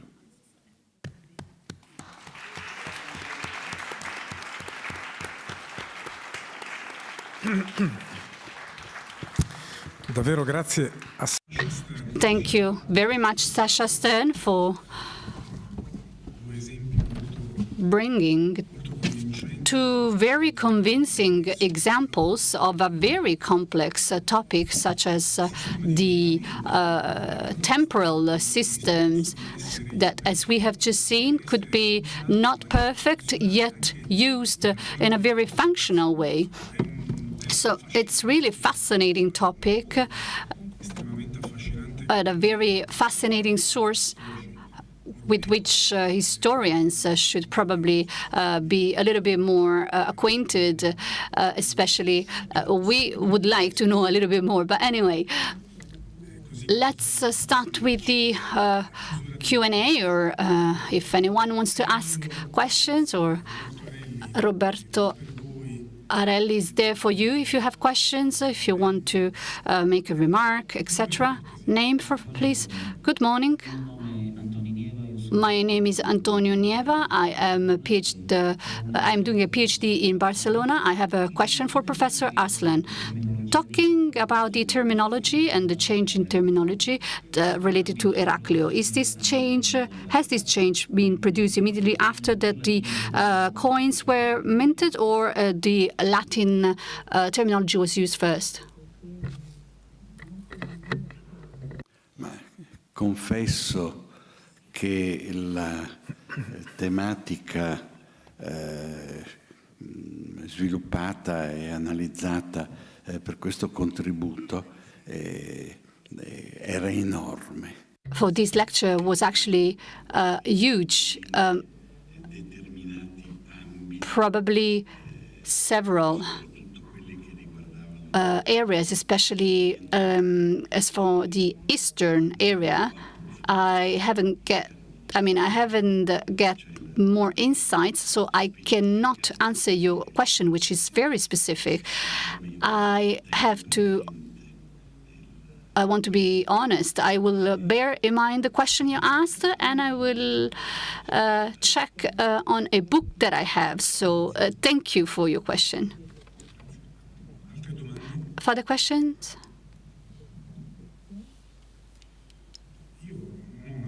I don't have a question, but I was stricken when you were talking about the transferring in substantia, in the seals, so the idea of the materiality, of the physical presence of that grants the validation of an object or of something. Recently, not too recently, to be honest, have identified the presence within, of seals in some Carolingian diplomas, and apparently some hair has been found. I think it's very curious. It's difficult. You cannot extract the DNA from hair, and you cannot carry out any type of analysis, but it's we should maybe think that maybe there is further source of transferring substance, as you were saying. Sanson? Let's remember that Franks were had long hair, and that they, even the way they had their hair done, they used to be was a sort of representation of the status even the way they, think about the tonsure. I have always thought that probably somebody has already done it, but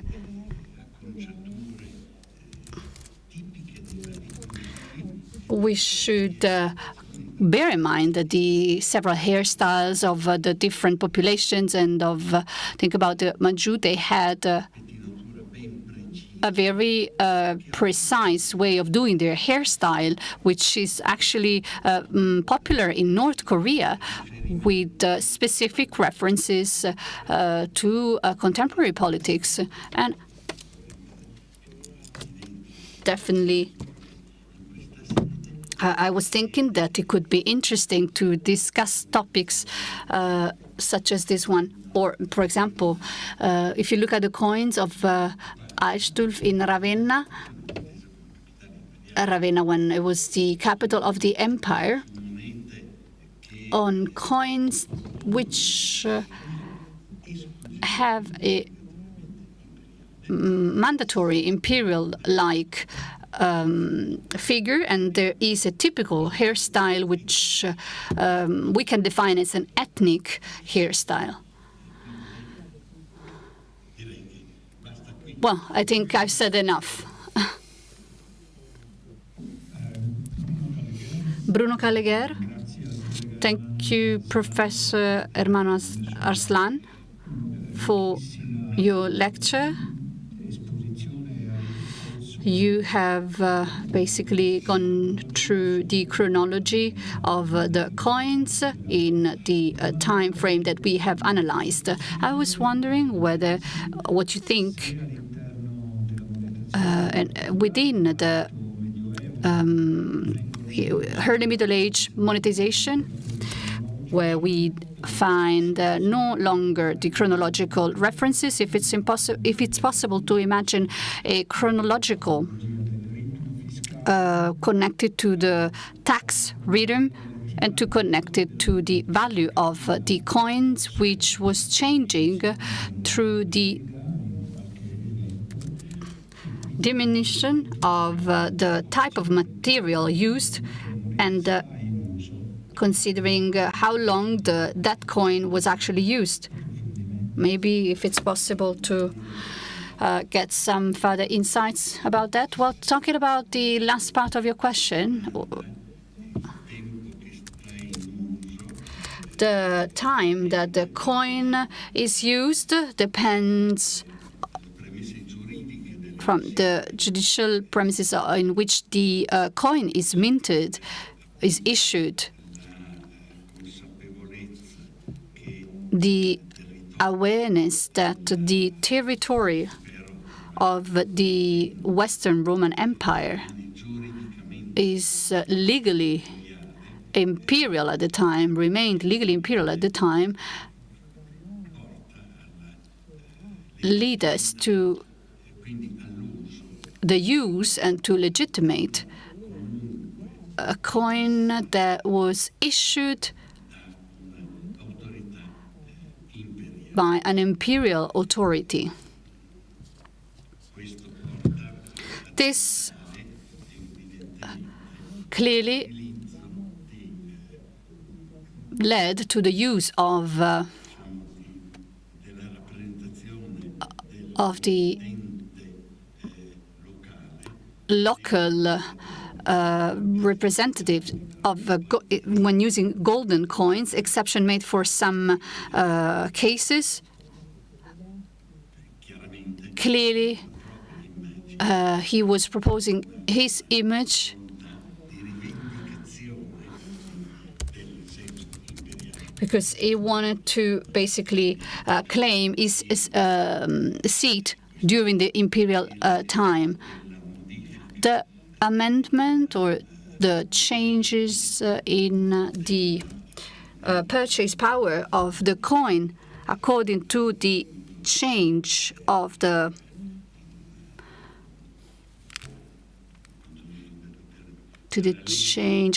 alloy with which the coin is made up, is very complex. Is connected, in fact, to how the circulation of the coins were managed within the borders of, for example, the Longobard world, or maybe the maintaining of the value of coins, both in terms of type of alloy and also of the weight of the coin, in a system, an imperial system, which was a dominant one and which was used and considered as the main reference. These Longobard coin were issued as if it was an imperial coin, and the circulation of these coins was actually refused the Byzantine coins, which was circulating at the same time, but which was used as for the calculation, for example, of the taxes to be paid, of the eventual fines to be paid. This means that the Byzantine coins were used to indicate the purchasing power of the coins, generally speaking. It was used, the idea, the principle behind was that the coin was imperial. It was actually a very complex issue that must be dealt with for a longer time, and each of the different section of the empire was issuing coins and had the other areas having the same coin being accepted. Well, thank you for the lecture, and I wanted to ask Professor ARSLAN an opinion, actually. What is your idea when we're talking about the coinage in the Ravenna area during the Astolfo's time, and also the reference to the Frankish time? Can you tell us maybe something considering the political ambitions of the late Longobards? I'll try to explain myself better. Given their political project, Astolfo's conquering Ravenna, and at the same time he's trying maybe he would like to siege Rome. Maybe he wants to reach this imperial proclamation for himself. These coins tells us, I think, something that the chronicles has hidden somehow, maybe for national reasons, or maybe because they were. And I think that this has not been analyzed by historiographers. These late Longobards, maybe they want to become emperors? What do you think about it? Absolutely, yes. Aistulf in Ravenna is issuing Byzantine coins. And these coins, which were in evident clash with what was circulating in the rest of the territory controlled by Aistulf. This means there is a political will behind of trying to propose himself in the first person, literally speaking. It would be, again, too long to talk about this, but let's remember that the desire makes the unity of our country, of Italy, possible. This was something that they really wished to achieve in the back in the days. So clearly, the confrontation with the Franks was happening on the same level. And eventually, the passage to the dukes and then to the king led to the nation. Let's also remember that when in 781, Charlemagne, who was still king of the Longobards at the time, arrived in Rome, the first thing he did was to go together with the Pope, on the relics of the bones of St. Peter. And he placed a coin, one coin, which was a Longobard coin, where he appears as Rex Longobardorum. So basically, he is king of Franks, but also king of Longobards. And I think that the fact of placing the coin where 19 years later he will be crowned as emperor, emperor of the West, and recognized later on as it will be recognized also from the Eastern Empire, although maybe they were not really willing to acknowledge him as an emperor. He could have maybe act differently, and clearly, again, as I said, it would be too long to talk about this. We should go back to many centuries in times, but Theodebert, he acted exactly the same way. I don't know if I answer his question. Yes, the diplomas and documents of Charles Rex Francorum ac Longobardorum, it's always mentioned, so there's no doubt. Further questions? I do not have a question, but simply a remark for the wonderful lecture by Professor Stern. I was noticing that the Hippolytus calendar Christianizes somehow the model of public calendars of the Roman life.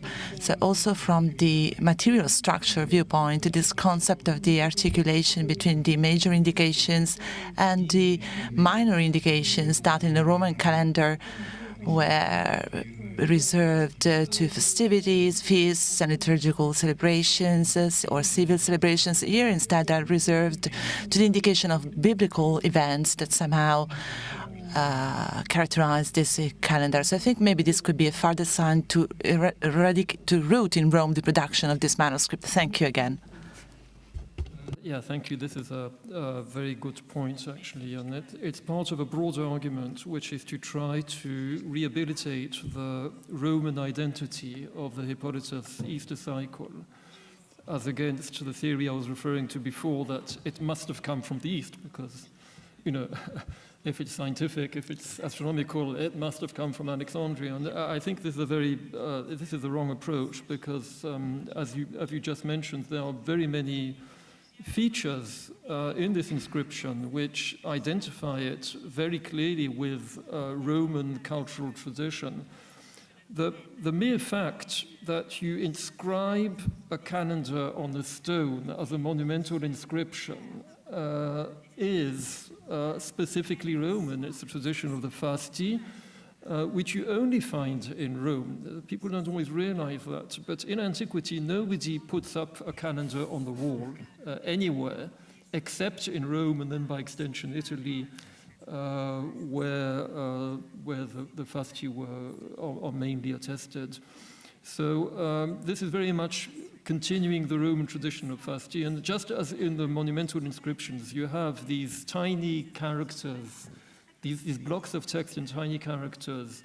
The most famous example is Fasti Praenestati, where you have records of religious celebrations, of games, but also of historical events, some of them going back to legendary Rome, but also some of them relating to the achievements and deeds of Augustus and his family, and then Tiberius. So what we have here is a sort of Christianization very much of this Roman tradition. Thank you. I wanted to... Your name, please? Tolomei Alberto. Professor Stern, I wanted to ask you kindly some further details on the 19-year cycle. More details on the 19th-year cycle. So nothing in nature is rational. When you look up in the sky, everything has its own values and quantities, and you can't really reconcile naturally the sun and the moon. But okay, so simply put, a lunar month repeated 12 times, so a lunar year, therefore, a lunar year of 12 months, is 11 days shorter than a solar year, which means that if you start with an equinox and a new moon on the same date, and you move to the equinox in the following year, you will find that the lunar date has gone back by 11 days. And the whole challenge of constructing a lunar calendar, which was very much the challenge of Easter Completus and also of the Jewish calendar, was to work out a system which would enable this discrepancy to correct itself. So ever so often you have to add a lunar month, and after a certain while manage to get them to correct each other. And quite remarkably, it was discovered already a long time back, there is evidence of this knowledge in ancient Mesopotamia, that after 19 years, the lunar month would come back to its original relationship with the sun. So you can try it out yourself, it's actually true. If you take a full moon, let's say, or a new moon, now, and you compare it to 19 years ago, you'll see that it's on the same date in the calendar. So there is a sort of, it's almost correct. There are, of course, it's not completely identical, but it's a very good approximation. So on that basis, the Christians, and this really was in Alexandria, probably in the early 4th century, Christian scholars in Alexandria adopted a 19-year cycle to calculate the dates of Easter. And as I said before, the 19-year cycle did exist in earlier times. It was used by the Babylonians.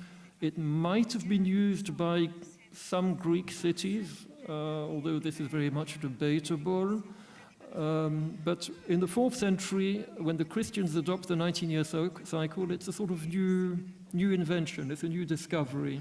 It's not in direct continuity of anything else.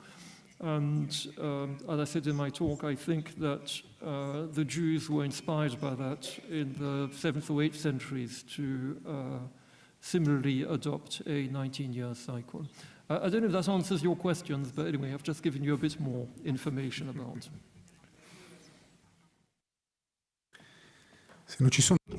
Well, if there are no further questions, I think there are no further questions, so we can now move to the formal conclusion of our works, of our study week. It's, of course, a moment filled with satisfaction, even though we are not drawing the final conclusions of this study events.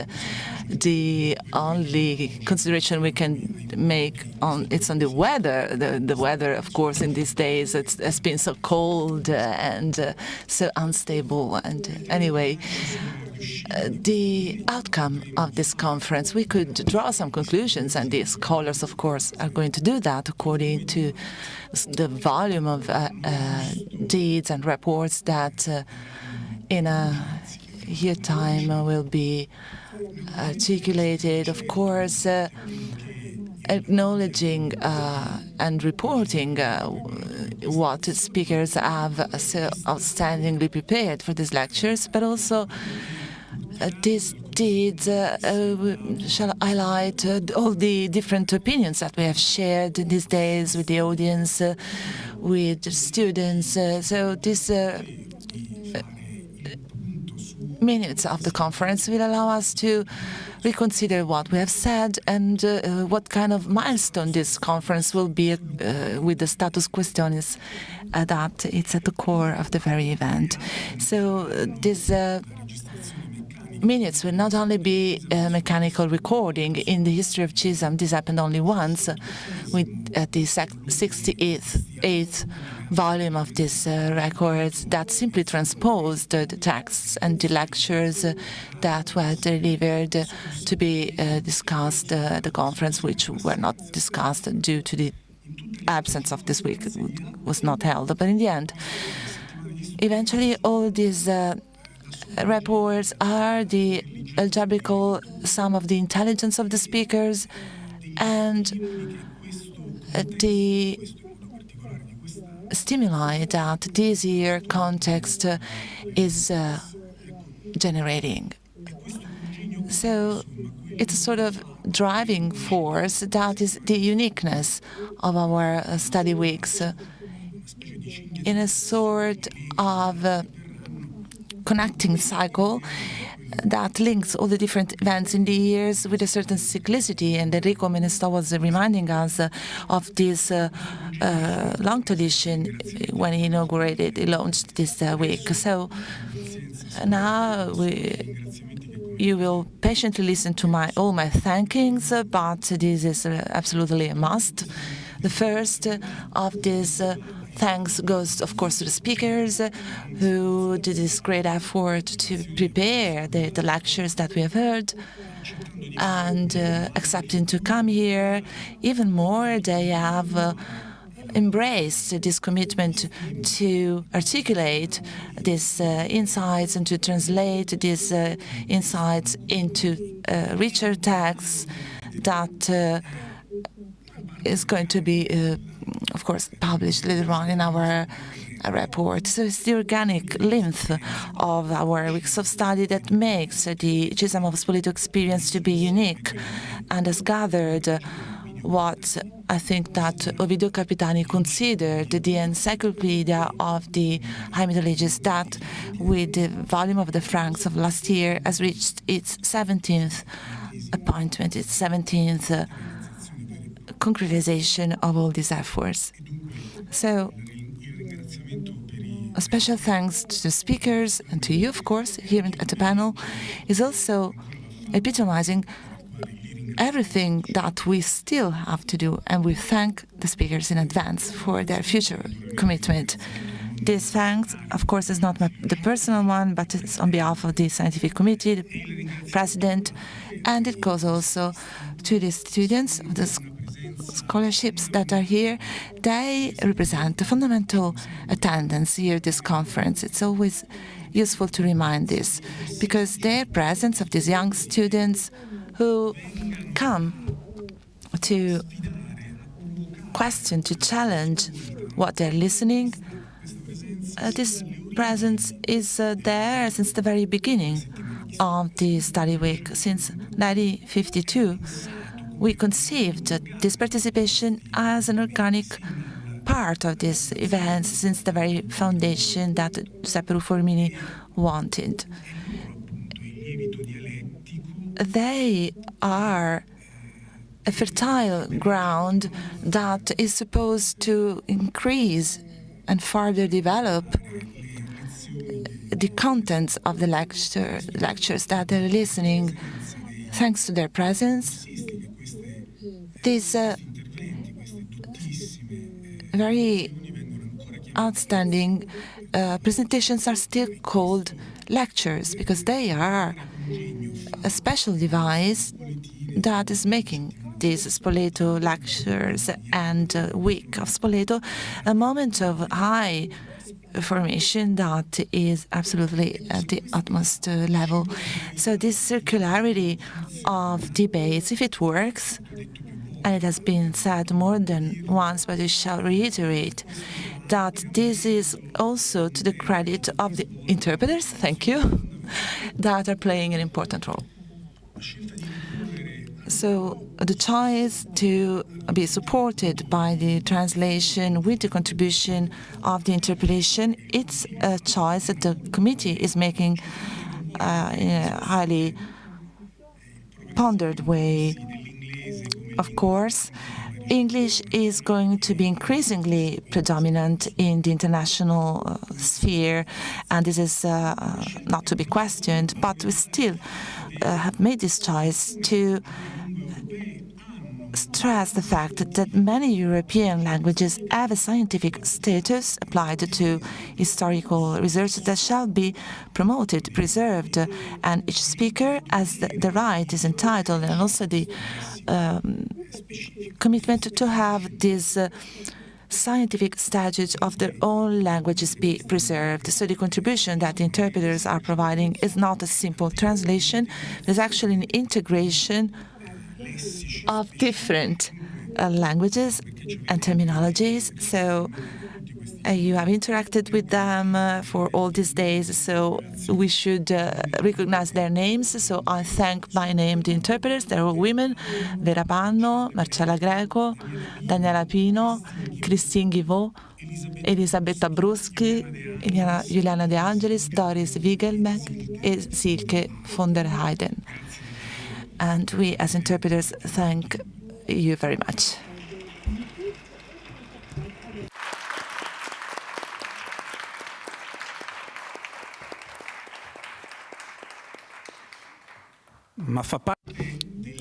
And part of this driving force, this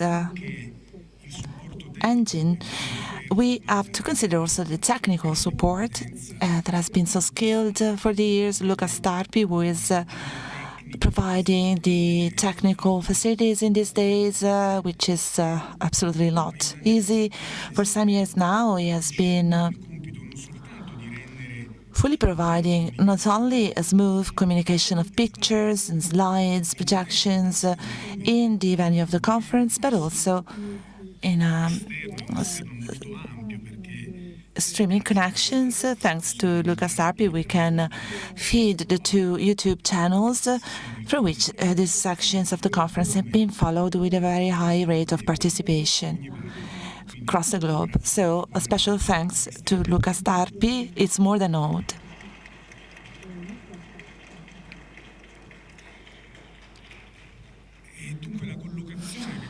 The location has been so prestigious this year, and I would say quite functional compared to the expectations. It's also the occasion to thank again, after having done this directly, the Mayor, Andrea Sisti, Councillor for Culture, Danilo Chiodetti, for allowing us to have this theatre, Caio Melisso, Spazio Carla Fendi, providing a venue to an institution that right now is without a conference venue.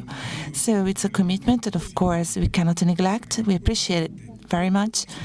And this year, there was the willingness by the municipality to make available all those devices which have spread out the communication and information of this conference across the city. You've seen city signs that made for the very first time the presence of this conference more visible in the town, and it's something that we have highly appreciated. And it's recognizing to Cisam activity the centrality that this institution deserves.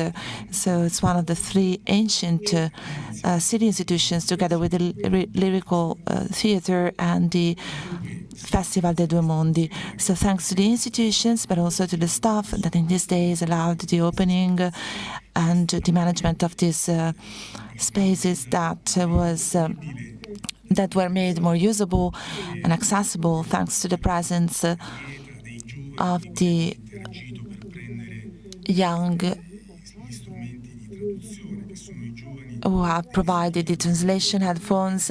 They are the young students of the Hotel Institute and School, thanks to Professor Roberta Galassi. So special thanks also to the young students who helped with the technical support. And maybe you have more actively interacted with other persons who are members of the staff of the Cisam institution. So for the whole year, the staff is taking care of the administrative, editorial practices all day, of course, in line with the scientific committee and the board of directors. They have a fundamental role to make Cisam the way it is. So maybe you have interacted with the Cisam staff, and so they deserve to be named in alphabetical order. The staff of the foundation is made up of Roberto Arelli, that you have seen also now, Francesca Bernardini, Alessandra Massari, coordinating the offices, Paolo Proietti, Fabio Simoneschi, and Andrea Tabasco. So please, let's congratulate with them.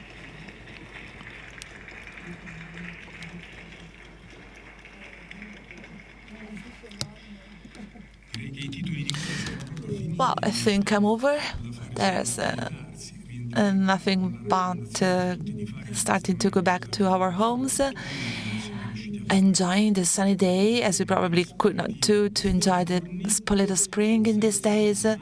But please allow me to give you the appointment for next year. The conference will be started on Thursday, 4th of April 2024. The week of study will hinge on the profiles of the 11th century. So have a pleasant trip back to your houses and see you next year. Hopefully, same place.